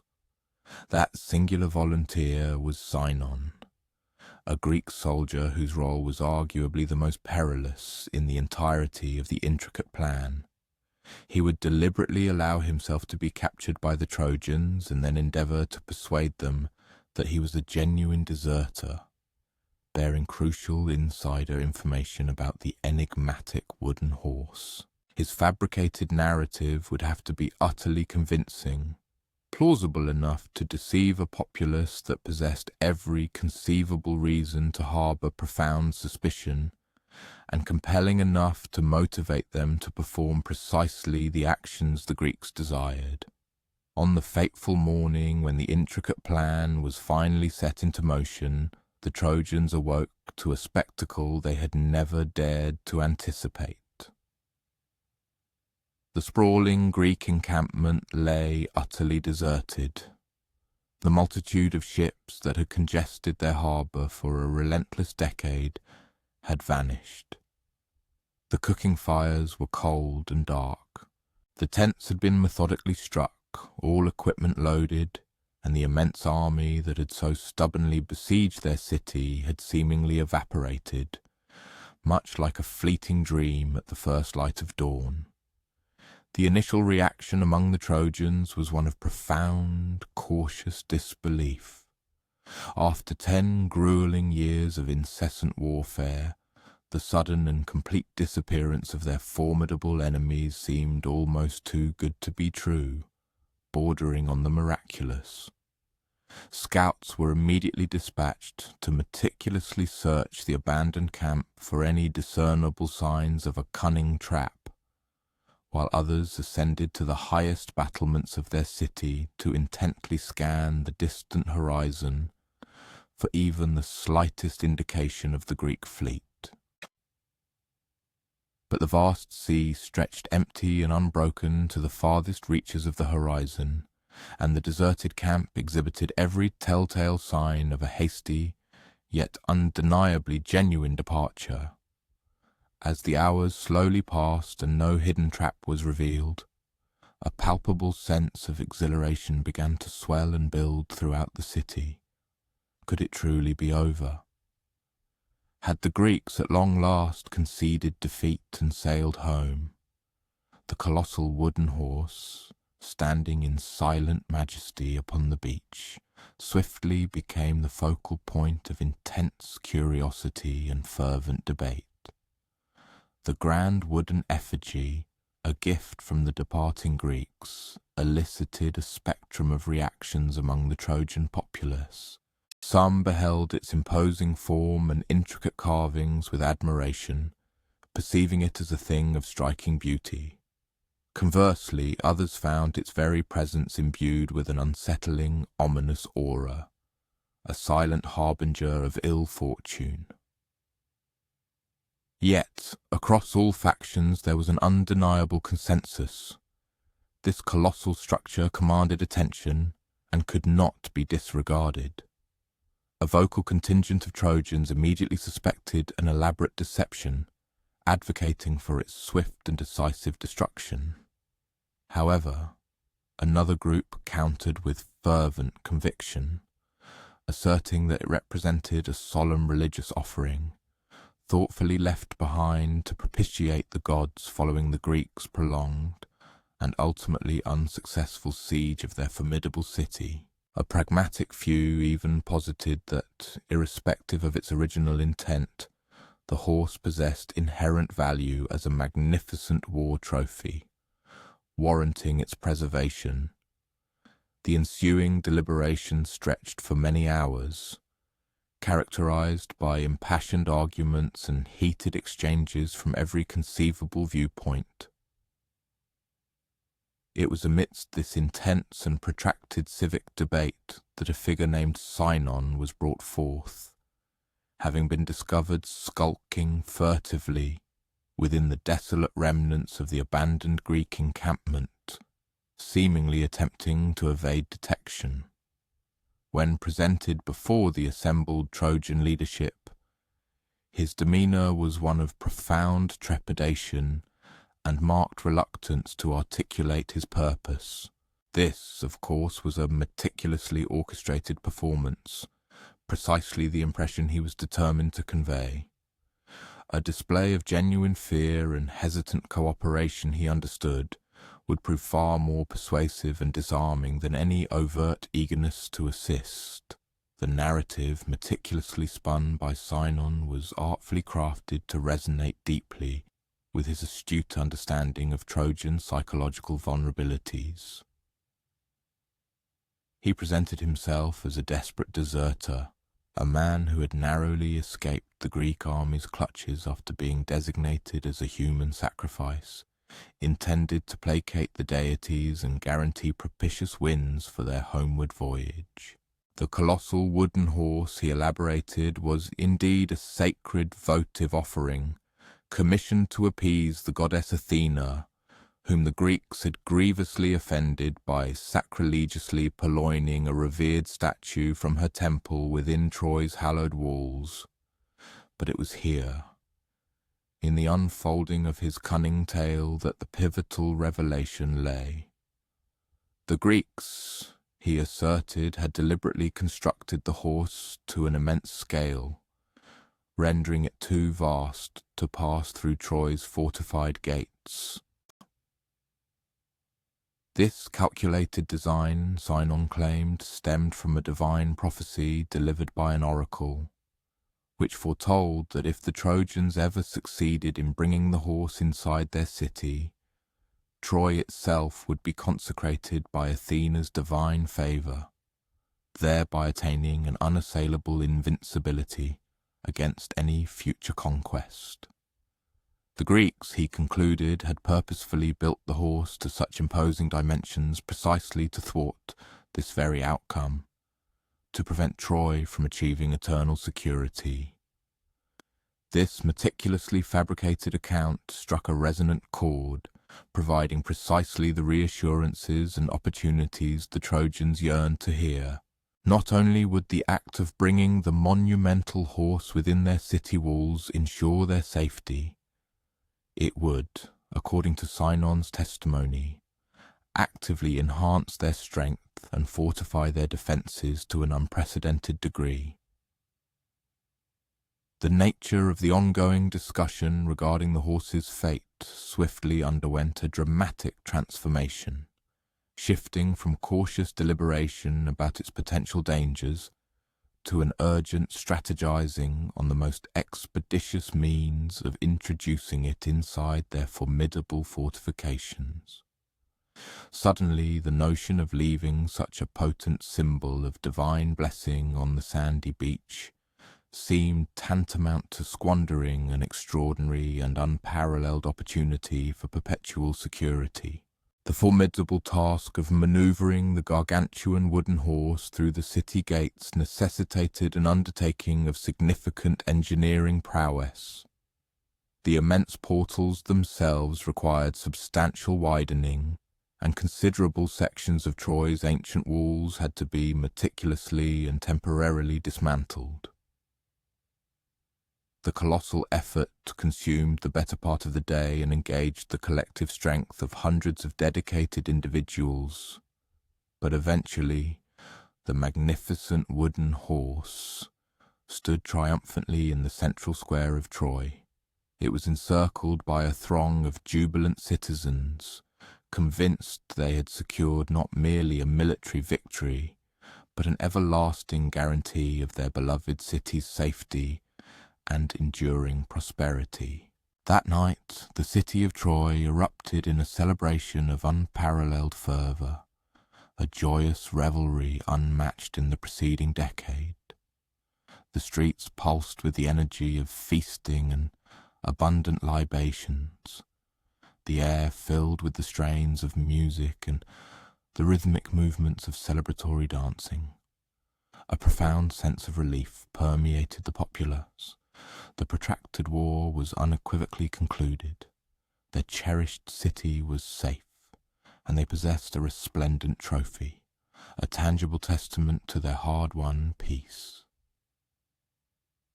As the hours of the night wore on and the communal exultation intensified, the Trojan citizens gradually began to disperse, making their way homeward to their beds. Overcome by the exhilarating mixture of excitement and profound relief, they drifted into a slumber more profound and undisturbed than any they had experienced in 10 long years. Yet, concealed within the cavernous belly of the wooden horse, a select contingent of Greek warriors endured a cramped and profoundly uncomfortable silence. They had remained hidden within the equine edifice for nearly 2 full days, barely afforded the space to shift their limbs, subsisting on meagre rations of food and water, their ears attuned to the distant sounds of the unsuspecting city around them. Their unwavering focus was fixed on the precise moment to make their clandestine emergence. Every sinew ached, every joint felt stiff and protesting, but they maintained their extraordinary patience, sustained by the steadfast conviction that their opportune moment was finally at hand. When the city at last succumbed to a pervasive quietude, and the final straggling revellers had stumbled back to their abodes, Odysseus, their cunning leader, issued the prearranged signal. The cleverly concealed door situated within the horse's underside opened with an almost imperceptible sound, and one by one the Greek warriors descended noiselessly into the moonlit central square of Troy.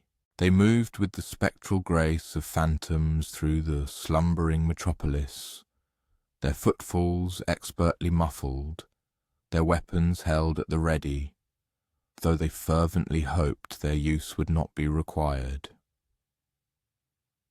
Their immediate and paramount objective was to reach the formidable city gates and unbar them for the remainder of the Greek army, which had stealthily sailed back under the protective cloak of darkness and now waited in silent anticipation just beyond the fortified walls. This particular phase of the intricate strategy represented the zenith of danger within the entire meticulously conceived plan. Should the Trojans, by some unfortunate turn of events, become aware of the unfolding treachery before the gates could be secured, the small, isolated band of Greeks would find themselves irrevocably trapped within the heavily fortified city, utterly devoid of any hope for escape or timely reinforcement. However, a fortunate confluence of propitious circumstances and the meticulous precision of their planning proved to be on their side. The Trojans, utterly depleted by their unrestrained celebration and lulled into a false sense of absolute security behind their supposedly impregnable walls, were immersed in a profound, unshakable sleep. The Greek warriors, moving with practiced stealth, reached the monumental gates without encountering a single patrolling guard. Within mere minutes, they had efficiently disengaged the massive bars and heavy chains that had steadfastly repelled their army for 10 arduous years. The colossal gates of Troy, once the symbol of its invulnerability, swung open on silent hinges, and with that pivotal action, the devastating war that had spanned a decade was, in essence, brought to its conclusive end. What ensued was a sequence of events both rapid and utterly decisive, yet there lingers an almost paradoxical sense of anticlimax in the sheer speed with which everything culminated, once the elaborate stratagem had successfully unfurled. After a grueling 10 years of relentless siege warfare, punctuated by heroic duels in single combat, the implementation of grand strategic maneuvers, and desperate, tenacious defences, the ultimate chapter of this epic conflict was inscribed not by the brutal force of the sword, but by the keen edge of astute intellect and the unwavering resolve of patient execution. It stood as a profound testament to the triumph of the human mind over unyielding brute force, a powerful vindication of meticulous planning over the blunt instrument of direct confrontation. The enduring lesson distilled from the narrative of the Trojan horse transcends a mere commentary on the ingenuity of the Greeks or the perceived naivety of the Trojans. It speaks to a more fundamental truth, that solutions to seemingly intractable problems often emerge from a radical shift in perspective, from the audacious act of approaching a challenging situation from an entirely unforeseen angle. There are instances when the most direct route is not only the most arduous, but, in fact, utterly impassable. At such junctures one is compelled to withdraw, to re-evaluate the problem from a fresh vantage point, and to devise an ingenious circumvention rather than attempting a frontal assault. And perhaps, intertwined with this primary insight, there resides another profound lesson concerning the inherent peril of embracing the belief that any triumph is immutable, that any defensive bastion is truly impregnable. The Trojans had, against all odds, endured a decade of relentless siege, repelling every single assault, outlasting every conceivable strategy their adversaries could formulate. Their unwavering confidence in the unyielding strength of their walls and the vigilance of their guards was, by all logical measures, entirely justified. Until, that is, it tragically was not. Even the most formidable defences can, on occasion, be breached and overcome, not through overwhelming force, but by subtly manipulating the defenders themselves into willingly lowering their own protective barriers. As one contemplates this ancient saga, perhaps while drifting into the quietude of sleep, there is an opportunity to appreciate both the unparalleled cunning of Odysseus and the profound tragedy that befell Troy. It highlights the remarkable capacity of human ingenuity to unravel seemingly impossible predicaments, but also underscores the devastating truth that trust, once irrevocably betrayed, can never truly be restored to its original state. The wooden horse remains an enduring symbol, a stark reminder that sometimes the most beguiling and outwardly beautiful offerings bear the most exorbitant and devastating costs, and that the human intellect, when judiciously applied, possesses a power far exceeding that of all the armies in the world combined. One might recall how Odysseus intuitively grasped that even the most intricate dilemmas frequently yield to surprisingly elegant and straightforward resolutions. Indeed, there exists another compelling narrative, chronicling a distinctly different kind of odyssey, one that commenced with a seemingly uncomplicated quest, but rapidly evolved into an undertaking of far greater complexity. This is the epic account of Jason and his illustrious ship, laden with heroes embarking upon a perilous voyage in pursuit of a treasure that appeared utterly unattainable, across vast and treacherous seas that tested their resolve and capabilities in ways they had never anticipated. Jason's profound story originated from one of those familial disagreements that initially appeared minor in scope, but possessed the insidious potential to irrevocably shape entire destinies. His uncle, Pelias, had audaciously usurped the throne that rightfully belonged to Jason's father. Now, having attained the full stature of manhood, Jason had returned with the resolute intention of reclaiming his rightful inheritance. This was precisely the kind of volatile confrontation that could have easily ignited a devastating civil war, leading to years of internecine strife and widespread bloodshed, were it not for Pelias's characteristic cunning. Rather than engaging Jason in direct conflict, Pelias extended a deceptive proposition.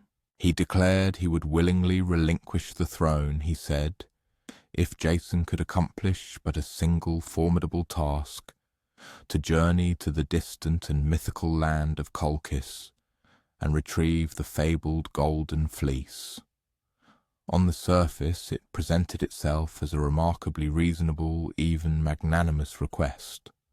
However, its true, sinister nature became horrifyingly apparent when one understood the grim reality that no individual who had ever embarked upon the quest for the Golden Fleece had ever returned alive. Pelias, in essence, was offering to bestow the kingship upon Jason in exchange for Jason ensuring his own demise.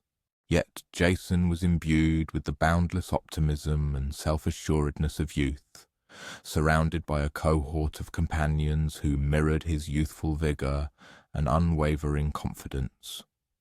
The very notion of embarking upon a heroic quest, of venturing into the vast, uncharted unknown to secure a legendary prize that would definitively establish his future, resonated with him in a manner that years of meticulous political manoeuvring and cautious diplomatic negotiations never could. He embraced the formidable challenge without hesitation and almost immediately commenced the intricate planning for what would become the most ambitious and grand expedition ever attempted in recorded history.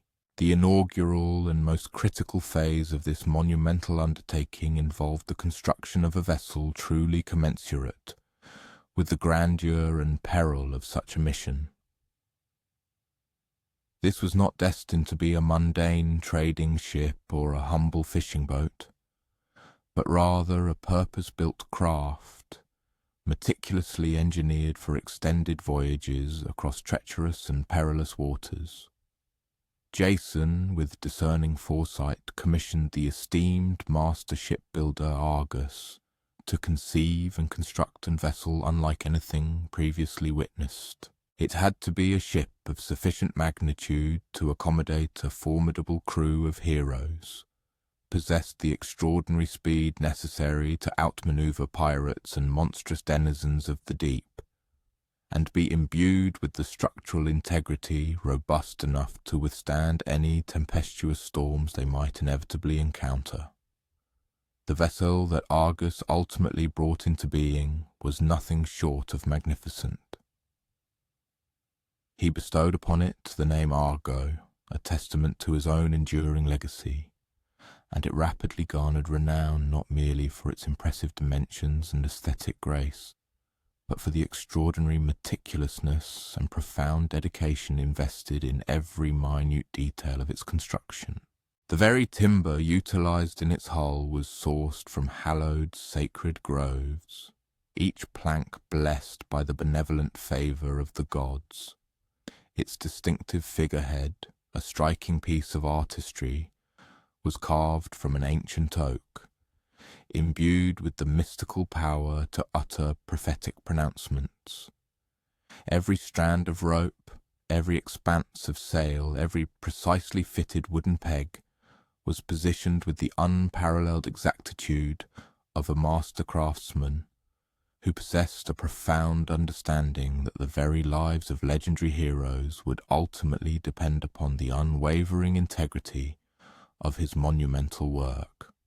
A vessel, regardless of its superior construction, ultimately depends on the caliber of its crew.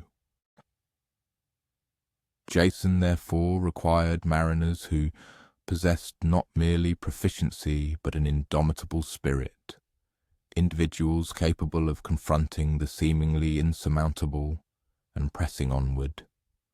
A resounding summons echoed throughout the Hellenic lands, inviting heroes to enlist in this momentous undertaking. The response proved nothing short of phenomenal. From every far-flung corner of the Greek dominion, warriors of renowned prowess, captivating musicians, formidable athletes, and audacious adventurers converged, each contributing their unique talents and personal sagas.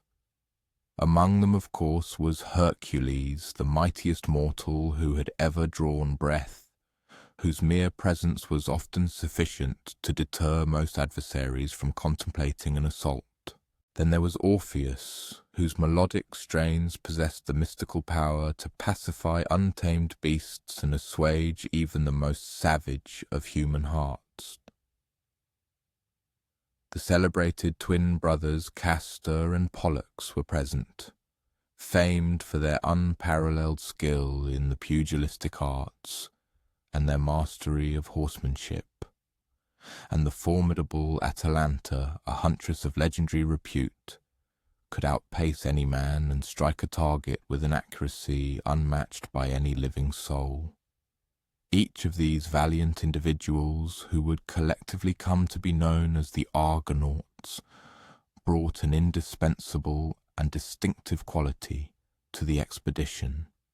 Some were celebrated for their prodigious physical strength, while others were revered for their profound sagacity. There were those among them who were adept navigators, capable of meticulously charting their course by the celestial constellations. Others served as astute diplomats, skilled in the delicate art of negotiation with foreign potentates. And some were simply courageous young men, driven by an insatiable thirst for adventure, captivated by the romantic allure of venturing into the vast unknown in the distinguished company of such legendary figures.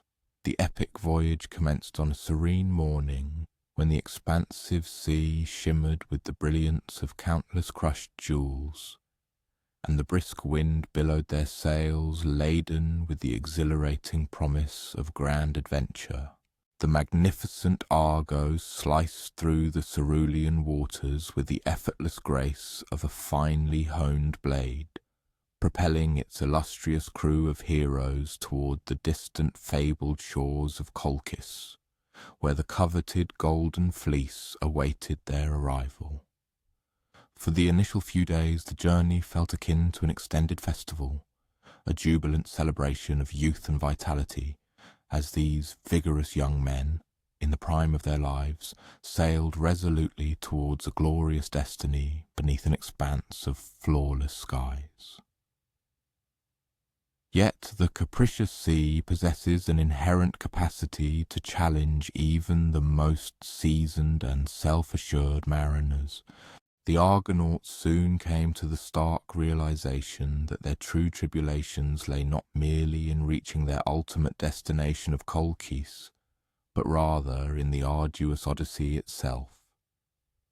They encountered tempestuous gales that rigorously tested their nautical expertise, discovered enigmatic islands inhabited by peculiar and wondrous creatures, and met diverse peoples with customs and tongues entirely alien to their previous experiences.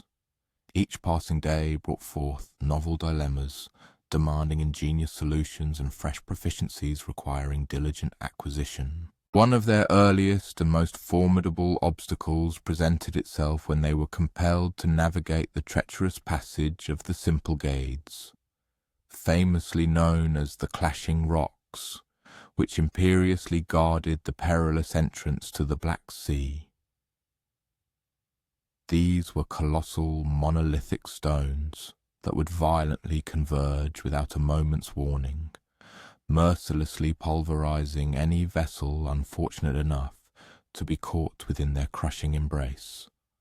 Countless ships had tragically met their demise attempting this perilous transit, their sailors' bleached bones now forming a grim testament upon the seabed beneath the treacherous strait. The ingenious resolution to this deadly conundrum emerged from a combination of meticulous observation and impeccably precise timing. The Argonauts dedicated several days to intently scrutinizing the behavior of the formidable rocks, assiduously studying their rhythmic patterns, thereby learning to anticipate with remarkable accuracy when they would momentarily part and when they would violently slam shut. When they finally embarked upon their perilous attempt, it demanded nothing less than flawless synchronization. Every man strained at his oar in perfect, unwavering rhythm. Every sail was expertly trimmed to capture the absolute maximum propulsion from the wind, and the helmsman executed his steering with split-second, unerring precision. They succeeded in their passage with an agonizingly narrow margin, mere inches separating them from disaster, the colossal rocks crashing together so closely in their wake that they audibly scraped barnacles from the Argo's sturdy stern. Nevertheless, they had triumphed over the first monumental trial of their expedition, and this hard-won success instilled within them a profound confidence that they could indeed surmount whatever further challenges might lie on their path. They were no longer merely a disparate collection of individual heroes. They were inexorably forging themselves into a cohesive and formidable team. The protracted months spent navigating the open seas imparted lessons that no amount of terrestrial training could ever have provided. They learned the imperative of collaborative effort under immense pressure, the crucial importance of implicit trust in one another's abilities, and the necessity of equitably sharing responsibilities and enduring hardships without succumbing to resentment. They came to understand that true heroism transcended mere individual strength or audacious courage. It encompassed the discerning wisdom of recognizing when to assume leadership and when to yield to another, when to embrace calculated risks, and when prudence dictated a more cautious approach. Furthermore, they embarked upon a profound journey of self-discovery, removed from the comforting familiarity of their homelands, confronted by unprecedented challenges that tested them in novel and unforeseen ways. Each man unveiled latent capabilities and previously unknown limitations within himself. Some ascertained that they possessed a bravery far exceeding their own estimations. Others unearthed dormant talents for astute leadership or subtle diplomacy. A select few realized with a newfound clarity that the ephemeral glory they had initially sought was ultimately less significant than the enduring friendships they were forging amidst their shared trials. Upon their eventual arrival in Colchis and the breathtaking sight of the golden fleece, resplendent as it hung from its ancient tree within the sacred grove, perpetually guarded by a fearsome dragon that never knew slumber, they comprehended that all their previous oceanic trials had served as an intricate preparation for this pivotal moment. The fleece itself was an object of unparalleled beauty, transcending any verbal description. Its wool appeared to capture and eternally hold the very essence of sunlight, shimmering with an ethereal radiance that imbued it with a palpable sense of vitality. Yet, the task of acquiring it would demand every ounce of the collective wisdom and collaborative spirit they had painstakingly cultivated. The monarch of Colchis imposed a series of seemingly impossible endeavours upon them. The perilous task of yoking colossal fire-breathing bulls, the formidable challenge of sowing dragon's teeth that instantaneously germinated into fully armed and hostile warriors, and the daunting prospect of vanquishing monstrous creatures that no solitary hero could hope to overcome alone. However, the Argonauts had internalized the profound lesson that impossible tasks frequently became attainable when approached with unwavering patience, resolute teamwork, and innovative, creative problem-solving. They had also learned that on occasion the most invaluable assistance materializes from the most unexpected quarters. In this particular instance, that crucial aid manifested in the form of Medea, the king's enigmatic daughter, who possessed an arcane knowledge of potent magic and efficacious herbs that proved absolutely indispensable to their ultimate triumph.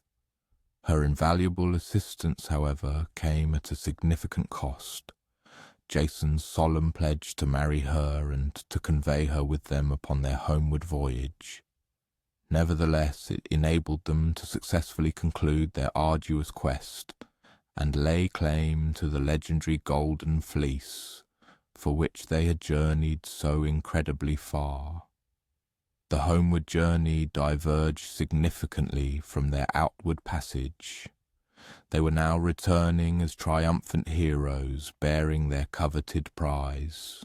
Yet they were also irrevocably older and profoundly wiser, their characters tempered and refined by months of shared adversities and transformative discoveries. They had come to understand that the true and enduring treasure was not the Golden Fleece itself, but rather the unbreakable bonds of camaraderie they had forged, and the profound personal growth they had experienced through confronting challenges in unison. Some of the illustrious Argonauts subsequently embarked upon their own celebrated adventures, etching their names further into the annals of myth. Others chose to return to tranquil existences within their native cities, content in the knowledge of having played a vital role in something far grander than their individual selves. Nevertheless, all of them carried within their hearts the indelible realization that they had been an integral part of a crew that had achieved something truly extraordinary, not through isolated acts of individual heroism, but through the collective mastery of mutual trust and harmonious cooperation toward a singular, overarching objective. And perhaps therein lies the most profound and enduring lesson of the saga of Jason and the Argonauts, that the most meaningful and enriching adventures are frequently those we undertake in the company of others, and that the greatest treasures are not found in glittering gold or mystical artifacts, but in the profound relationships we cultivate and the personal evolution we undergo throughout the journey, as we gently drift toward the embrace of slumber.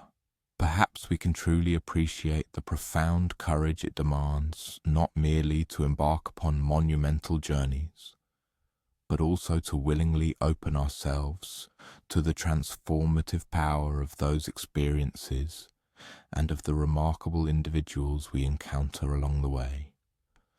You recall how Jason and his valiant crew gleaned that the most arduous challenges frequently impart the most invaluable lessons. Well, there exists another narrative concerning challenges and the acquisition of wisdom, though this particular tale unfolds in a vastly different manner. This is the sombre account of Sisyphus, a cunning king who harbored the audacious belief that his intellect surpassed even that of the immortal gods themselves, and who, in turn, learned that some lessons are exacted at an eternal and unforgiving price. Sisyphus reigned as the sovereign of Corinth, a city renowned for its immense wealth and formidable power, strategically positioned to command crucial trade routes. He was celebrated throughout the length and breadth of Greece for his exceptional intelligence and unparalleled cunning, for his singular ability to unravel intricate problems that confounded other rulers, and to extricate himself from predicaments that would have utterly undone lesser men. He took immense pride in these formidable faculties, and perhaps that very pride ultimately led him to the perilous conviction that he could outmaneuver anyone, including the omniscient and immortal deities. His misfortunes commenced with a succession of increasingly audacious acts of defiance against the sacred divine authority.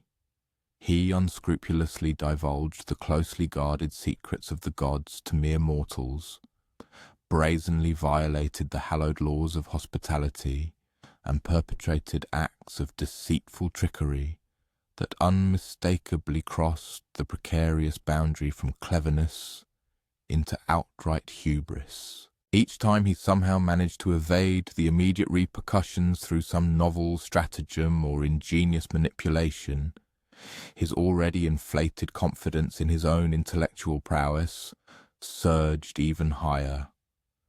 The ultimate transgression occurred when death itself arrived to claim his life.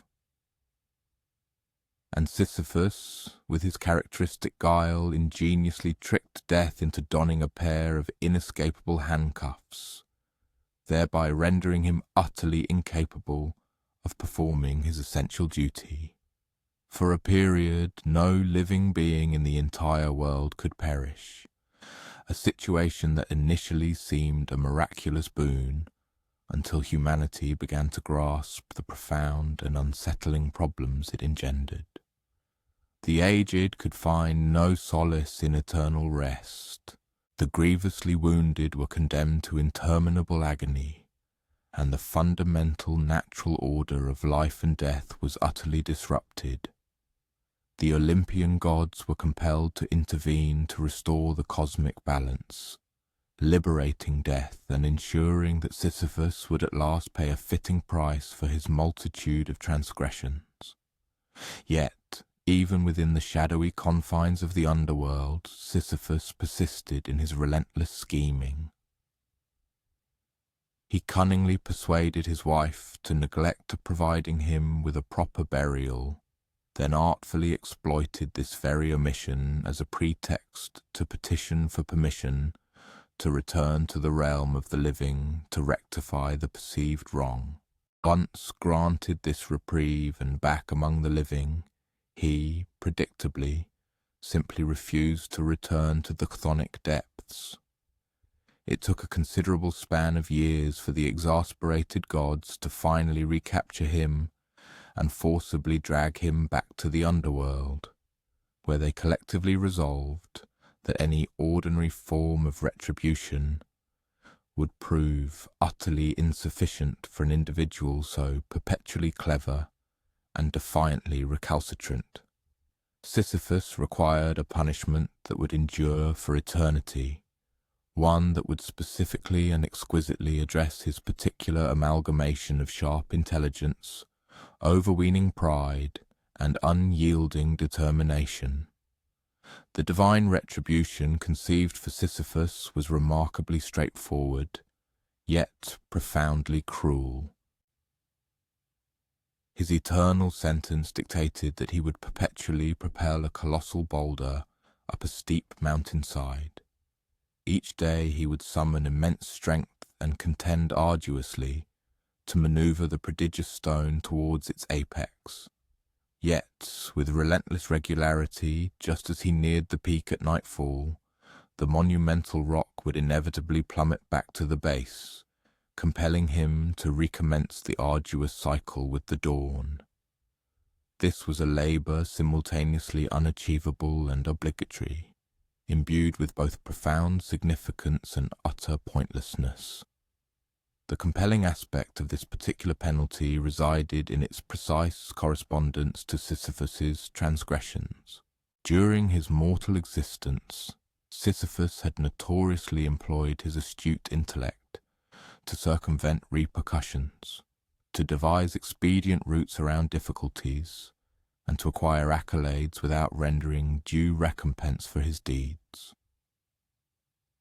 Consequently, he found himself ensnared in a predicament where his cleverness was utterly ineffective, where facile solutions were non-existent, and where the sole recompense for each day's arduous exertion was the grim inevitability of reiterating the identical struggle the following morn. Initially, Sisyphus confronted his unending labour with the same potent self-assurance and cunning ingenuity that had consistently benefited him throughout his earthly life. He meticulously analysed the colossal boulder, seeking methods to reduce its mass or otherwise facilitate its displacement. Concurrently, he scrutinised the formidable mountain, seeking out a more advantageous route or a means to counteract the stone's inevitable descent. He experimented assiduously with various methodologies, tactical plans, and modes of engagement, firmly persuaded that his superior intellect would ultimately discover a resolution to his predicament. However, as the diurnal cycles segued into lunar periods, and these in turn into annual rotations, Sisyphus progressively grasped the inherent reality of his plight. This was no longer perceived as an intractable dilemma awaiting resolution, but rather an unalterable state requiring sheer perseverance. The boulder, he recognized, would perpetually possess immense weight. The mountain would ceaselessly present an arduous incline, and the stone would invariably descend. No measure of his renowned ingenuity, he conceded, could alter these immutable realities. This profound realization might well have overwhelmed him with profound hopelessness, and indeed it is plausible that for a significant duration it did. There must have been epochs of profound despondency when the utter pointlessness of his predicament seemed intolerable, when the ceaseless reiteration of his labour felt akin to a form of existential delirium. Yet a remarkable transformation eventually occurred. As eons elapsed, Sisyphus commenced to redefine his engagement with the task itself. He ceased striving for a definitive resolution to the problem, and instead began merely inhabiting the experience.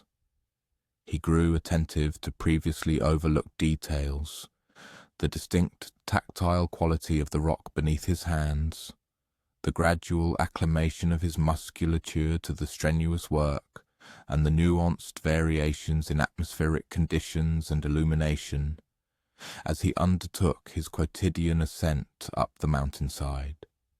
He started to value the unadorned cadence of corporeal exertion, recognizing the authentic connection between labour and its immediate tangible outcome.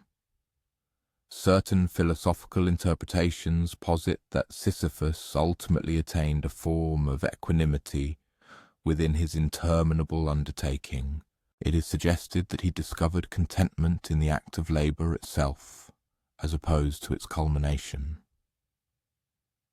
After all, his daily regimen demanded considerable physical prowess, resolute resolve, and unwavering tenacity. He became wholly absorbed in his task, entirely immersed in every instance of exertion, liberated from the diversions and apprehensions that often afflict individuals perpetually focused on prospective gains.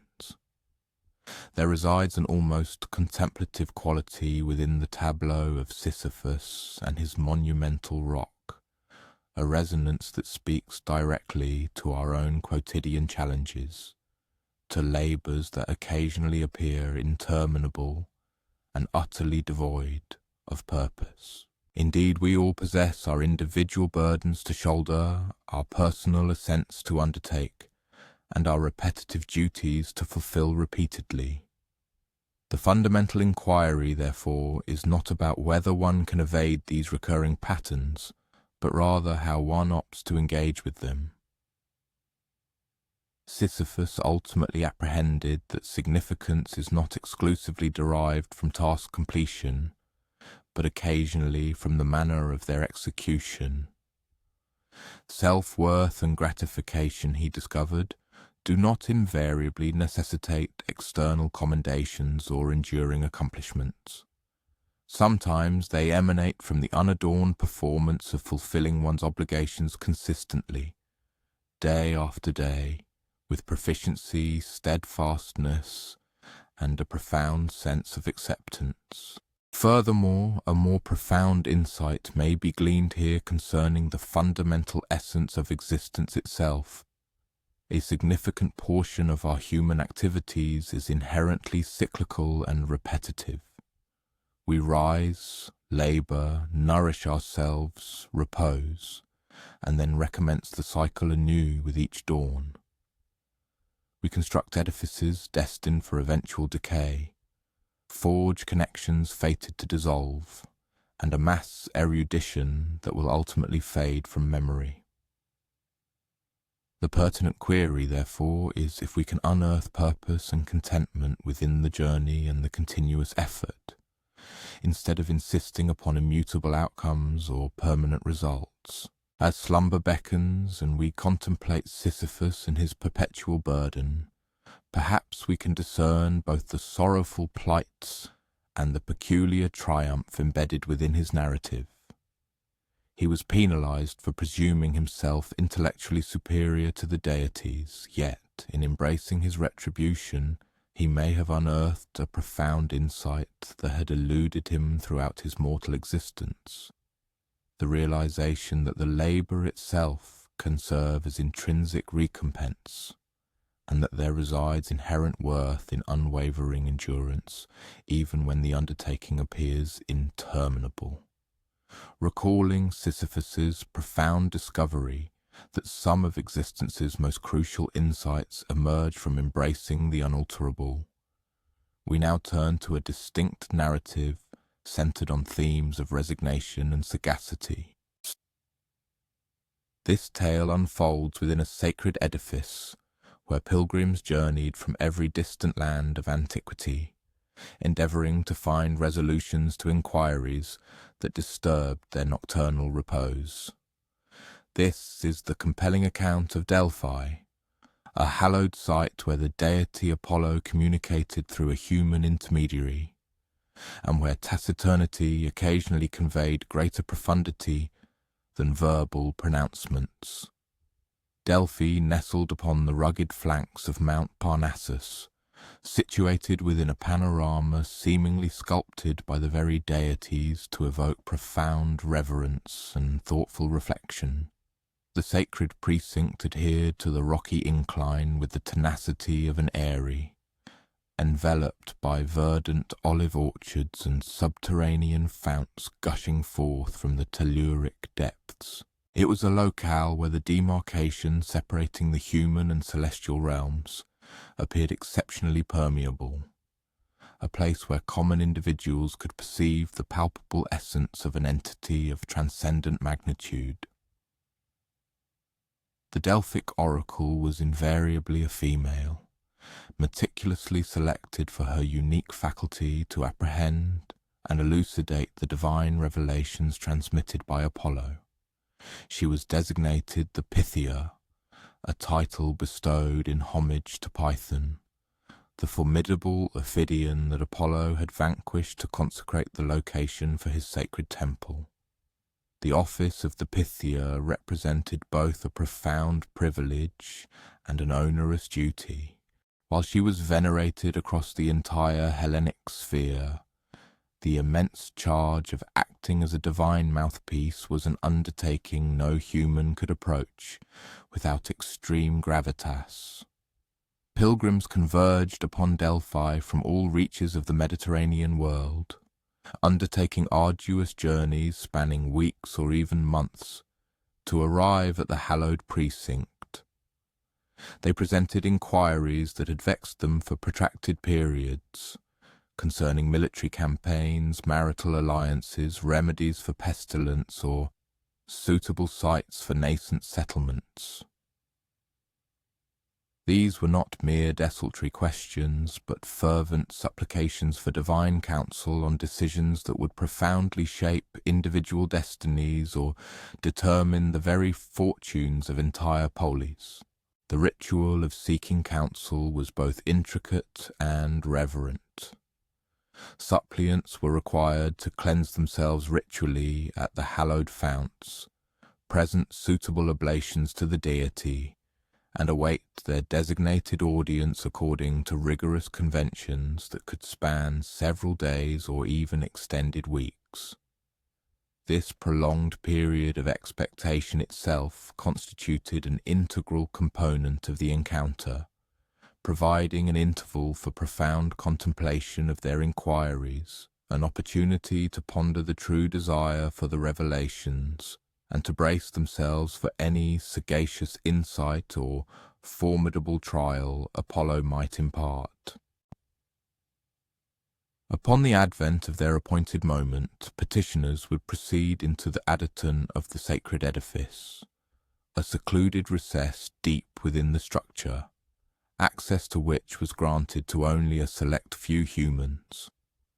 There, ensconced upon a three-legged stool positioned directly above a telluric chasm from which enigmatic effluvia ascended, the Pythia would transition into an ecstatic condition and commence articulating the pronouncements divinely inspired by Apollo.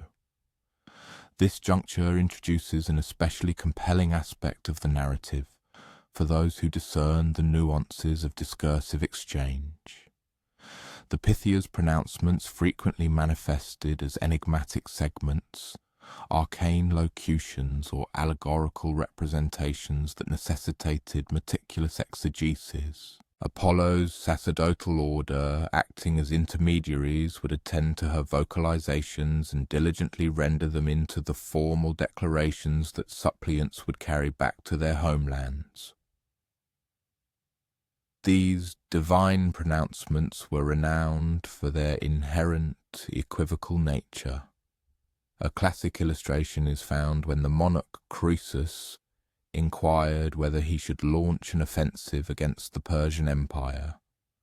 The oracle declared that if he traversed the fluvial boundary separating the two kingdoms, he would bring about the downfall of a formidable dominion.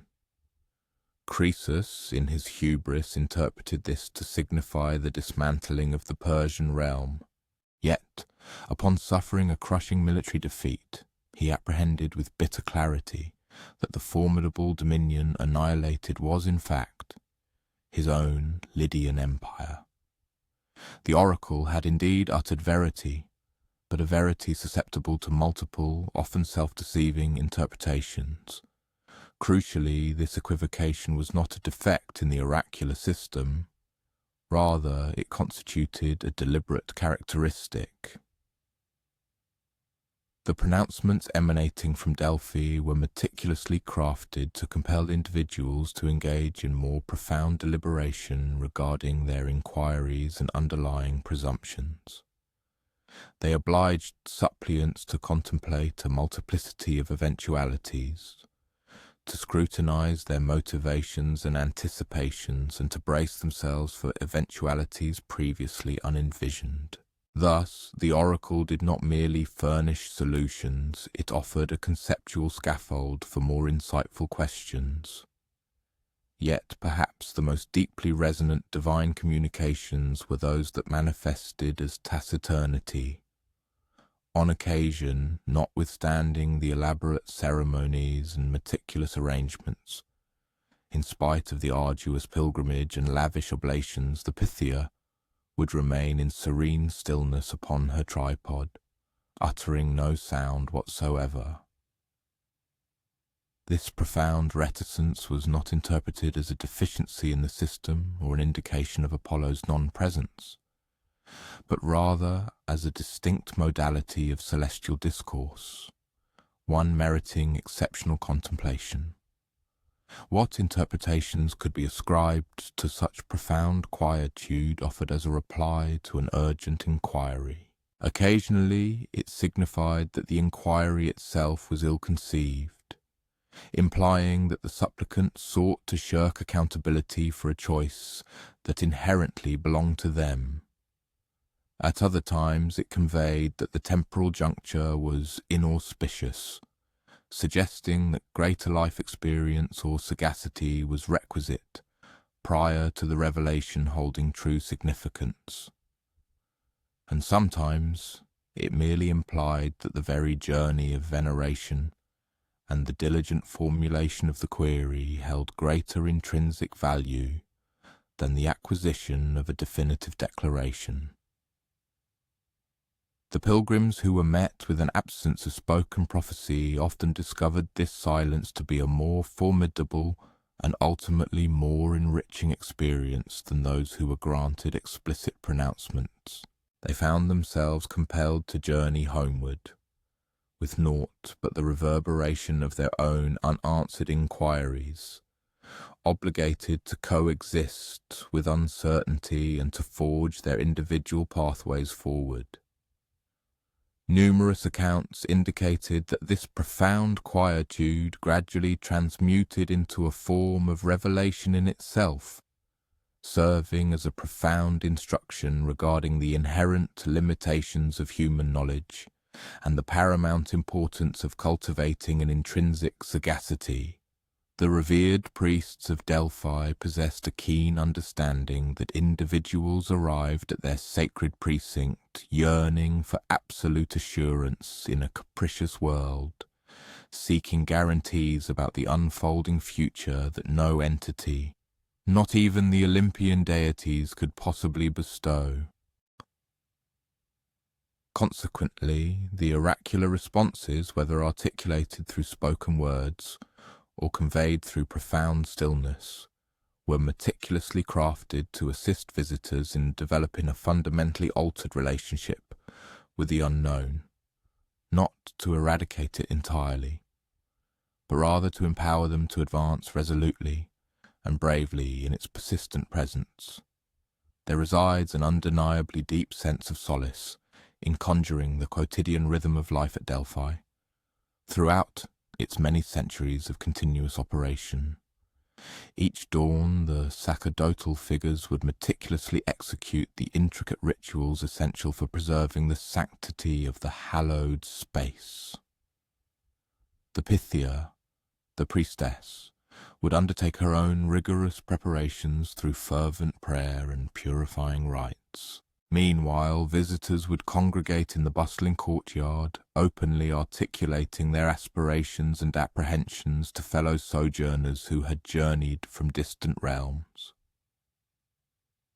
The entire community was bound by a shared comprehension that certain existential inquiries were simply too momentous to be resolved with haste or facile answers. The revered oracle at Delphi maintained its operations for a span exceeding 1,000 years, dispensing invaluable counsel to both individuals and burgeoning city-states across the entire classical epoch.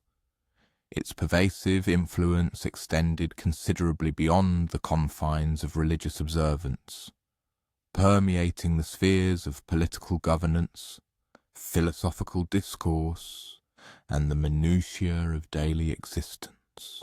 The profound maxim, "Know thyself," was conspicuously emblazoned upon the temple's venerable wall, serving as a perpetual admonition to every visitor that the most crucial form of wisdom commences with an unflinching and honest process of self-scrutiny. Inevitably, as the ancient world underwent profound transformations and new spiritual doctrines began to emerge, the stream of devotees undertaking the arduous pilgrimage to Delphi gradually diminished. The final documented oracular utterance was recorded in the 4th century CE. Following this pivotal moment, the temple itself descended into a profound quietude. This was not the pregnant, meaningful silence indicative of a divine message, but rather the desolate, empty quiet of utter abandonment. The epoch during which the gods communicated directly with mortals through specially chosen intermediaries was drawing to its irrevocable close. Nevertheless, the timeless teachings emanating from Delphi retain their profound relevance for anyone who has ever grappled with arduous decisions or yearned for more explicit direction concerning their future trajectory. The oracles sagaciously imparted that true wisdom does not spring from possessing every conceivable answer, but rather from cultivating the capacity to formulate more insightful inquiries. It posited that uncertainty should not be perceived as an intractable problem demanding resolution, but rather as an intrinsic condition of existence to be embraced with both fortitude and humility. And perhaps most significantly, Delphi powerfully demonstrated that sometimes the most profound insights manifest not as spoken words, but as a resonant silence, hallowed spaces where we can attune ourselves to the voice of our own intrinsic sagacity, locales where we can cultivate the self-assurance required to navigate complex choices without the illusory comfort of perfect foreknowledge regarding their eventual consequences. As we gently transition towards the embrace of slumber, perhaps we can cultivate an appreciation for the intrinsic value of those tranquil interludes when we cease our incessant questioning and simply attend to the deep-seated knowledge that already resides within our hearts regarding the imperative actions that lie before us. The Delphic oracle, as we have explored, frequently conveyed that the most profound wisdom often emerges from an acceptance of what lies beyond our comprehension or control. Complementing this ancient lesson, another compelling narrative unfolds, one that similarly delves into themes of acceptance and the inherent limitations of human prowess, even when that strength surpasses any mortal's wildest imaginings. This is the captivating chronicle of Hercules, the most formidable individual who ever walked the earth, and how he came to grasp that certain burdens simply cannot be alleviated, irrespective of one's monumental might.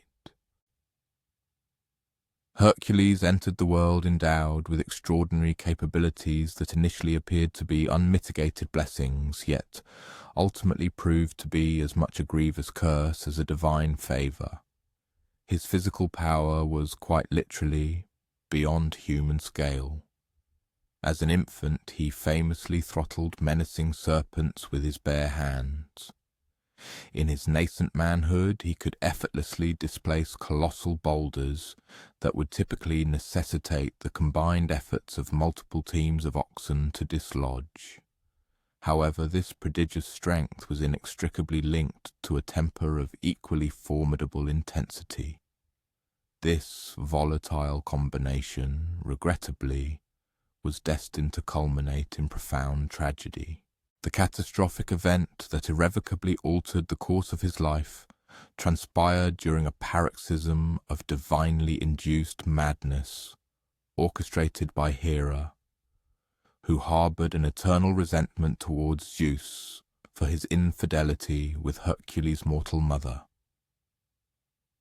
During this temporary state of derangement, Hercules committed the unspeakable act of slaying his own beloved wife and cherished children, the very individuals he held dearest in the entire cosmos. When the veil of madness finally lifted and the horrifying realization of his actions dawned upon him, the ensuing grief threatened to utterly obliterate his very being. Driven by an overwhelming desperation to find some means of expiating his heinous deeds, Hercules sought the sacred counsel of the oracle at Delphi. The Pythia, with divine authority, instructed him that he was obligated to serve his cousin Eurystheus, the craven monarch of Tiryns, for a period of 12 arduous years. During this time he was to undertake whatever formidable labours Eurystheus chose to impose upon him.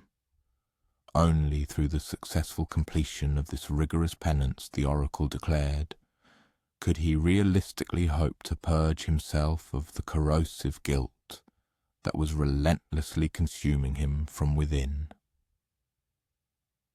Eurystheus, acutely aware of Hercules' unparalleled strength and harbouring a deep-seated apprehension that his immensely powerful cousin might one day usurp his throne, shrewdly resolved to assign tasks that would prove utterly insurmountable for any mortal.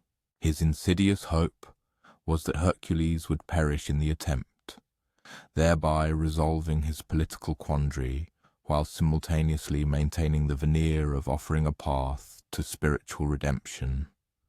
What Eurystheus failed to comprehend, however, was that Hercules' burning imperative to atone for his grievous sins far transcended his legendary physical prowess in its sheer intensity.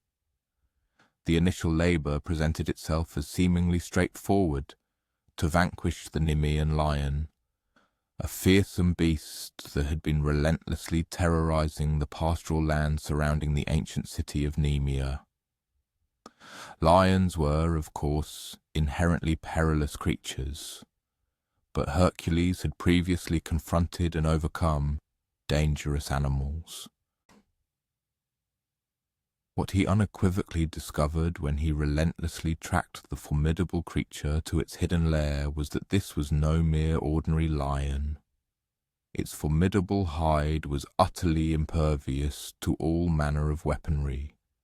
Its razor-sharp claws could effortlessly cleave through the most finely crafted armour, and its terrifying roar possessed the power to paralyze even seasoned warriors with abject fear.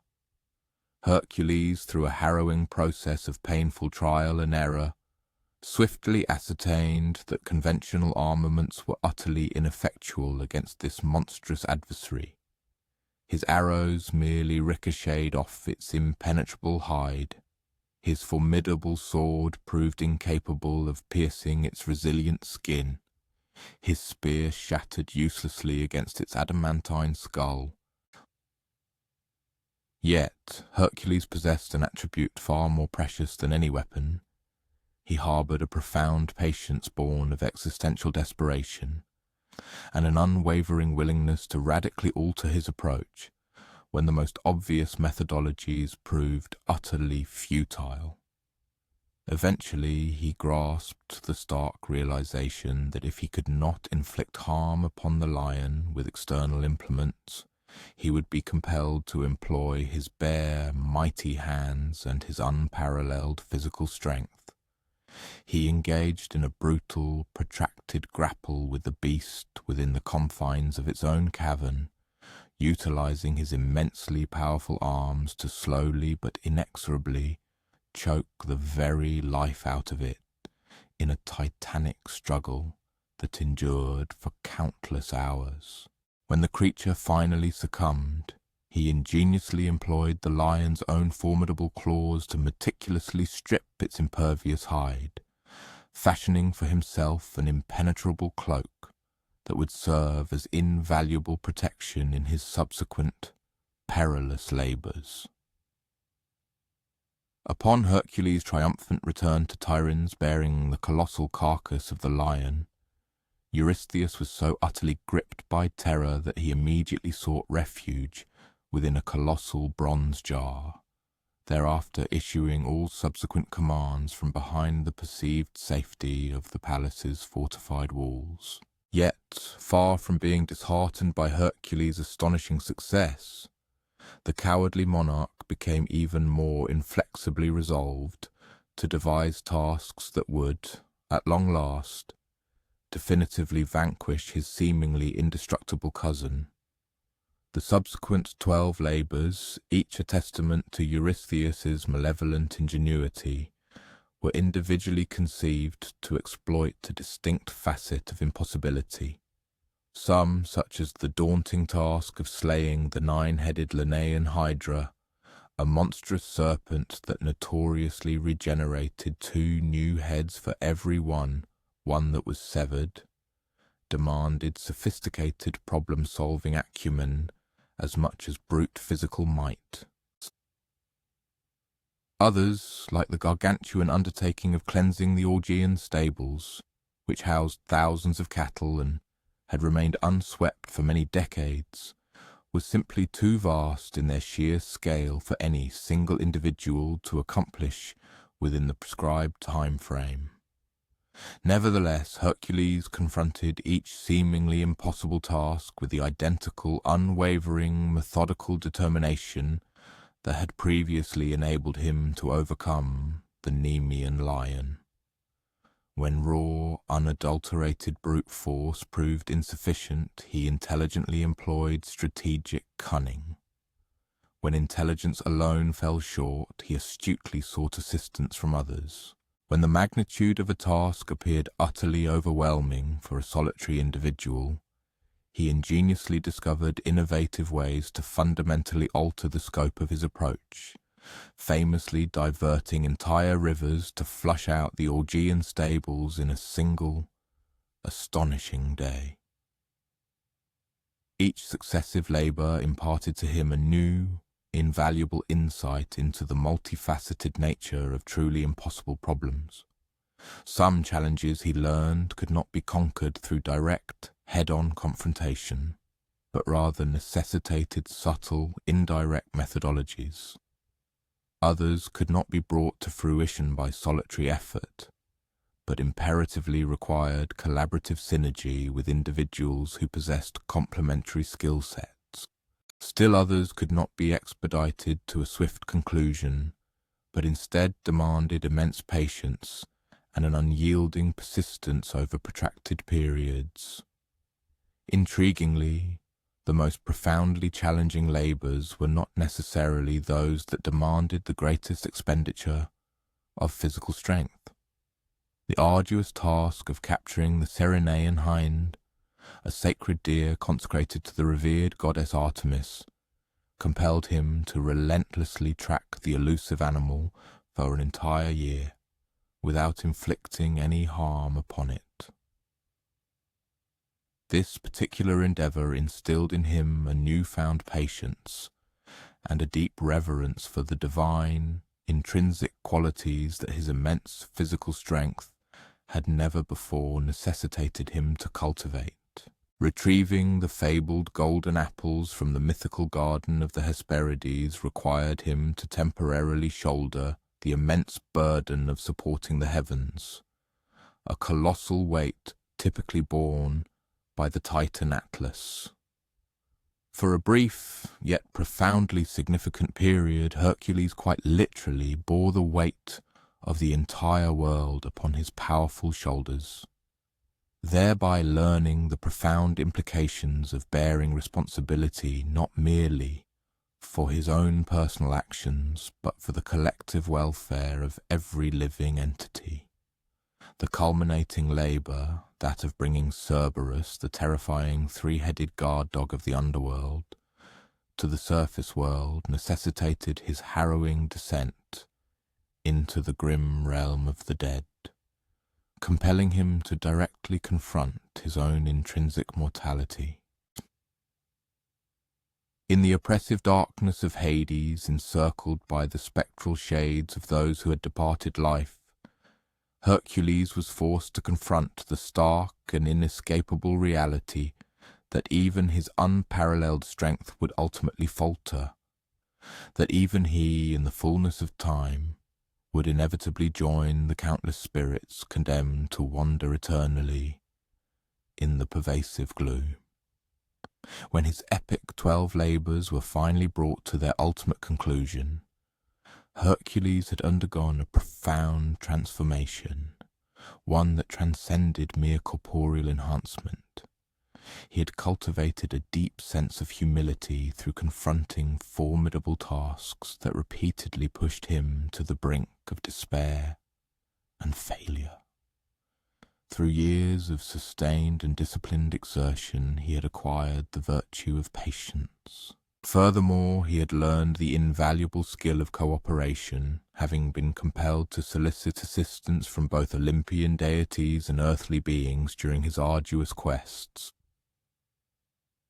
Most significantly, he had come to the crucial understanding that formidable might, when unaccompanied by sagacious judgment, frequently proved more perilous than inherent frailty. Yet perhaps the most illuminating revelation emerged from the stark realization that the completion of these monumental endeavors did not, in fact, resolve the underlying torment that had originally impelled him to undertake them. The crushing weight of remorse and sorrow over the tragic demise of his family failed to dissipate the moment he finished his final task. This arduous achievement could neither resurrect his loved ones nor reverse the heinous act he had committed in a fit of madness. What the labours bestowed upon him instead was a more nuanced yet enduring insight, the understanding that true atonement does not spring from a singular, grand gesture, but rather from the continual conscious decision to deploy whatever intrinsic talents one possesses for the betterment of humanity, rather than for self-aggrandizement. Hercules ultimately grasped that being the strongest individual in the world held little intrinsic value unless that immense strength was conscientiously wielded to safeguard those who were incapable of defending themselves. Following the successful completion of his penance, Hercules embarked upon further exploits and confronted subsequent adversities. However, his methodology in addressing these challenges had undergone a significant transformation. He was now more inclined to solicit assistance when circumstances warranted it, less prone to immediate aggression when alternative solutions might prove effective, and considerably more circumspect regarding the repercussions of his deeds. He had fundamentally learned that genuine power emanates not from one's capacity for destruction, but from the ability to construct and protect. The compelling narrative of Hercules and his extraordinary labours serves as a poignant reminder that every individual, regardless of one's inherent talents or formidable might, must ultimately discover their own unique path to reconciling oneself with past transgressions and the pain they may have inadvertently or deliberately inflicted. There exists no task so grand, no challenge so insurmountable, that its completion will obliterate the indelible marks of history. No achievement is so impressive that it will permanently muffle the insistent murmurings of one's inner moral compass. Nevertheless, within Hercules' story there also resides a powerful message of hope, the understanding that we possess the agency to choose how we respond to our shortcomings and limitations. We can permit them to overwhelm us entirely, or we can embrace them as catalysts for profound personal amelioration. We can allow our guilt to serve as a convenient excuse for inaction, or we can harness it as an impetus to evolve into beings superior to our former selves. As we gently yield to the approaching slumber, perhaps we can contemplate the dual nature of our existence, encompassing both its inherent weight and its bestowed blessings.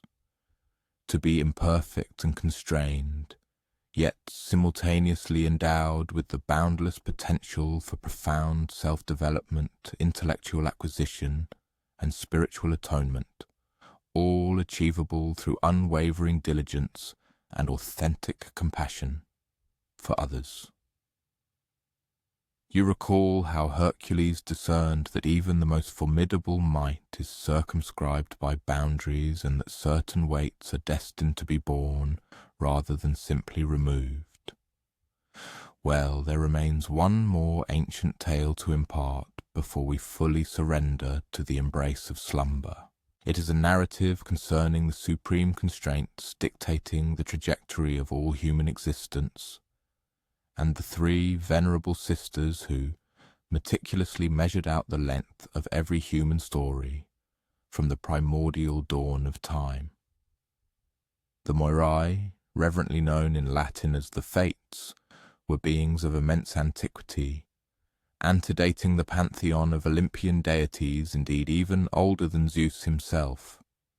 Their genesis coincided with the very beginning of creation, when the cosmos first coalesced into an ordered universe from primordial disarray, and they were destined to endure until the ultimate dissolution of all existence.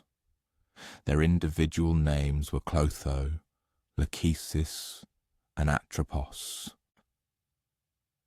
and collectively they held sway over a dominion that even the most powerful gods were utterly powerless to circumvent, the precise span of every single mortal life. Clotho was revered as the spinner. She sat diligently at her wheel within a mystical chamber that occupied a realm transcending conventional temporal and spatial dimensions, meticulously extracting the filaments that would subsequently constitute human lives. Each thread she spun was utterly unique. Some were robust and sturdy, others exquisitely fine and delicate. Some shimmered with brilliant hues, while others presented more subdued tones. The specific thickness, texture, and color of each individual thread would inherently predetermine the fundamental disposition and inherent capabilities of the life it represented. Lachesis was known as the measurer.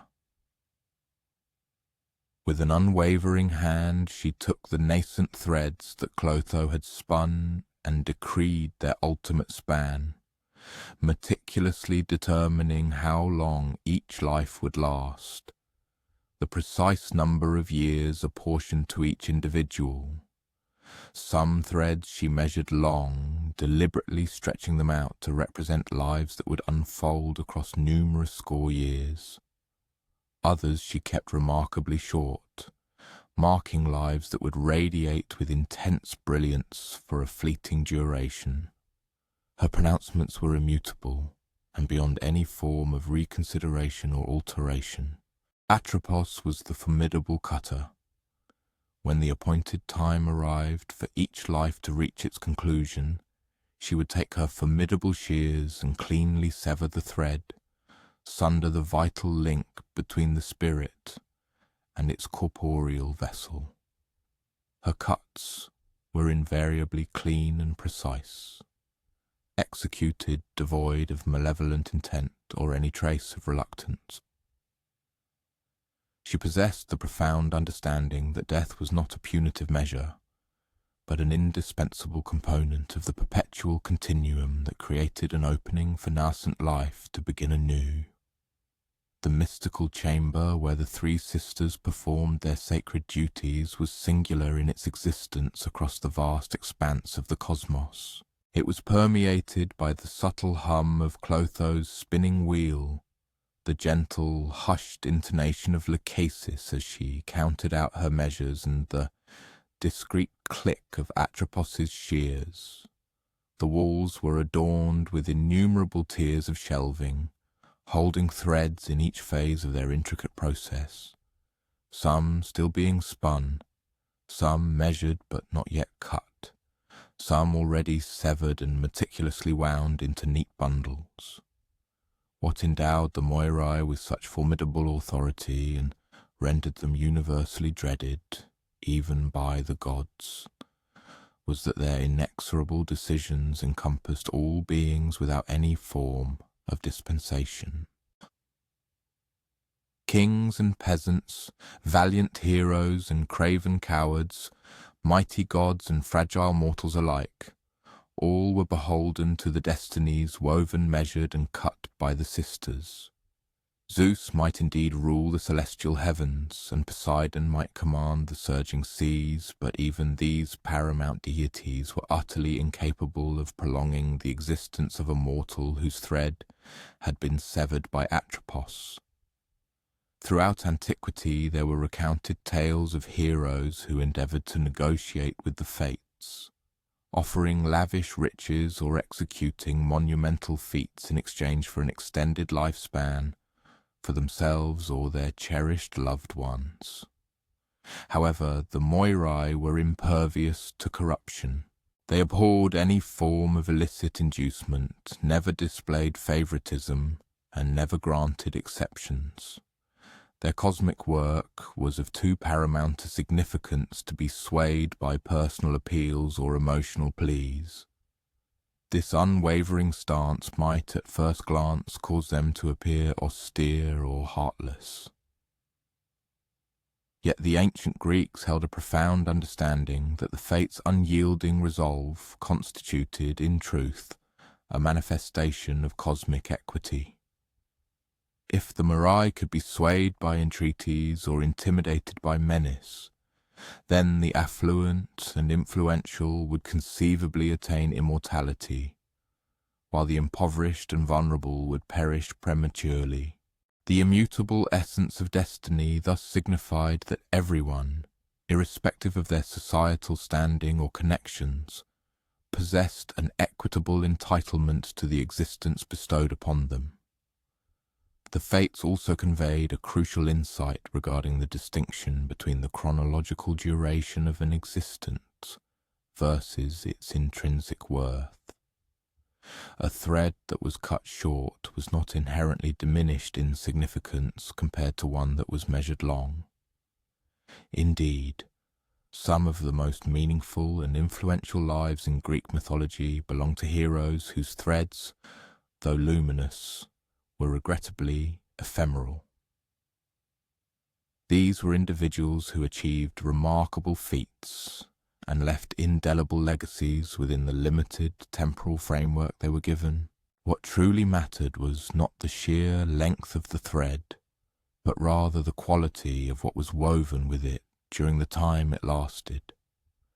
Some people conscientiously utilized their allotted years to create beauty, to offer succor to others, to learn and grow, and to contribute meaningfully to the world around them. Others, conversely, dissipated their precious moments in selfishness, cruelty, or a simple inattention to the inestimable sanctity of the bestowed opportunity. The Moirai were furthermore responsible for upholding the delicate equilibrium between birth and death, a balance that prevented the world from becoming excessively populated with unceasing existences. Every thread that was severed by Atropos simultaneously created an opening for a nascent filament to be spun by Clotho. Death, in their cosmic schema, was less a cessation than a profound metamorphosis, an indispensable component of the perpetual continuum that ensured the flux, evolution, and rejuvenation of existence. Within their trans-temporal sanctuary, the three sisters possessed the unique ability to perceive the intricate designs formed by discrete human trajectories when woven together. They understood with unparalleled clarity how each person's thread intertwined with those of fellow beings, how lives exerted influence upon, provided sustenance for, and presented formidable tests to each other in ways that the individuals themselves might never realize. They beheld the magnificent tableau of collective human experience being created, one meticulously spun thread at a time. Perhaps the singularly deep dimension of the Moirai's work was that they honoured the self-determination of the human beings whose fates they controlled. They precisely prescribed the inception and cessation of every individual existence, but they did not dictate how it would be lived in between. Within the span of years they allotted, each person was at liberty to exercise personal volition, to change and grow, to forge significance and delineate objectives according to their own values and desires. This profound understanding implied that fate and free will were not antithetical forces, but rather collaborative elements. The fates established the foundational structure within which human choice could operate, delineating the basic circumstances of birth, the overall length of life, and the major events that would shape each person's path. Yet, within that immutable framework, there remained vast latitude for individual discernment and personal responsibility. The ancient Greeks derived profound solace from this intricate understanding of destiny. It meant that while they could not dictate every unfolding circumstance that befell them, they could invariably govern their reactions to events. They could not choose the length of their threads, but they could choose what to do with the precious time they were given. They could not avoid death, but they could conduct their lives in a manner that would secure enduring remembrance and veneration after their threads were cut. There is something profoundly tranquil about imagining the Moirai at their perpetual undertaking, surrounded by the countless threads that represent all of human experience. They are neither hurried nor anxious, unburdened by wrath or retaliatory impulse. They simply accomplish what needs to be done, day after day, century after century, with the unflappable composure and meticulous attention that such important work deserves.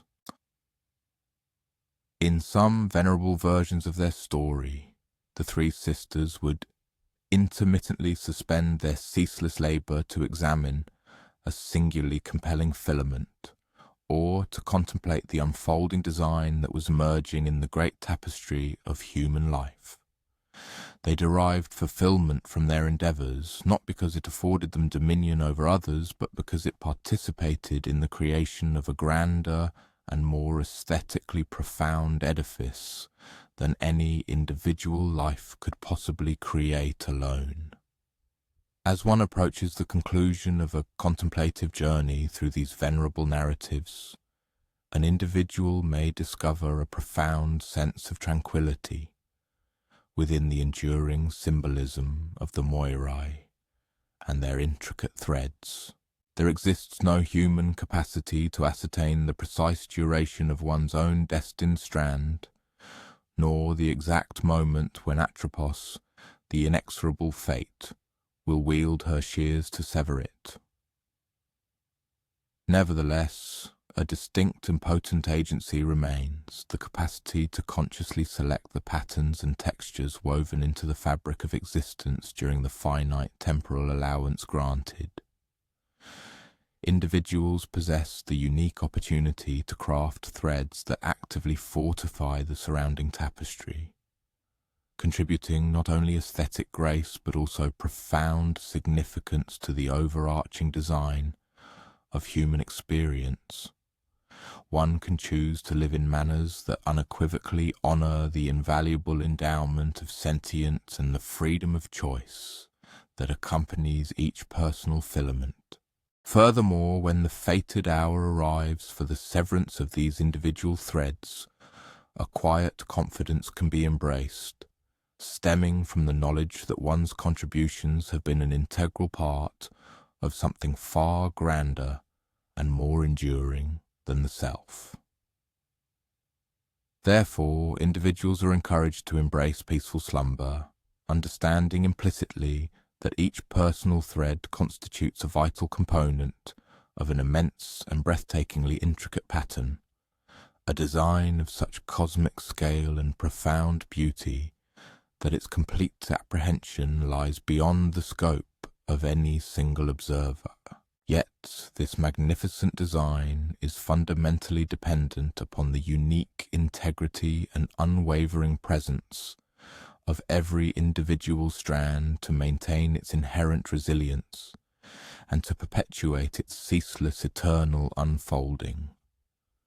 The dawning of a new day will invariably present a fresh array of choices, offering renewed opportunities to meticulously interlace further meaningful contributions into the precious, allotted span of time. Hence, a period of restorative repose is merited, allowing one's subconscious realms to be suffused with the serene contentment derived from efforts diligently completed, and the gentle, hopeful anticipation of future endeavours yet to be purposefully engaged.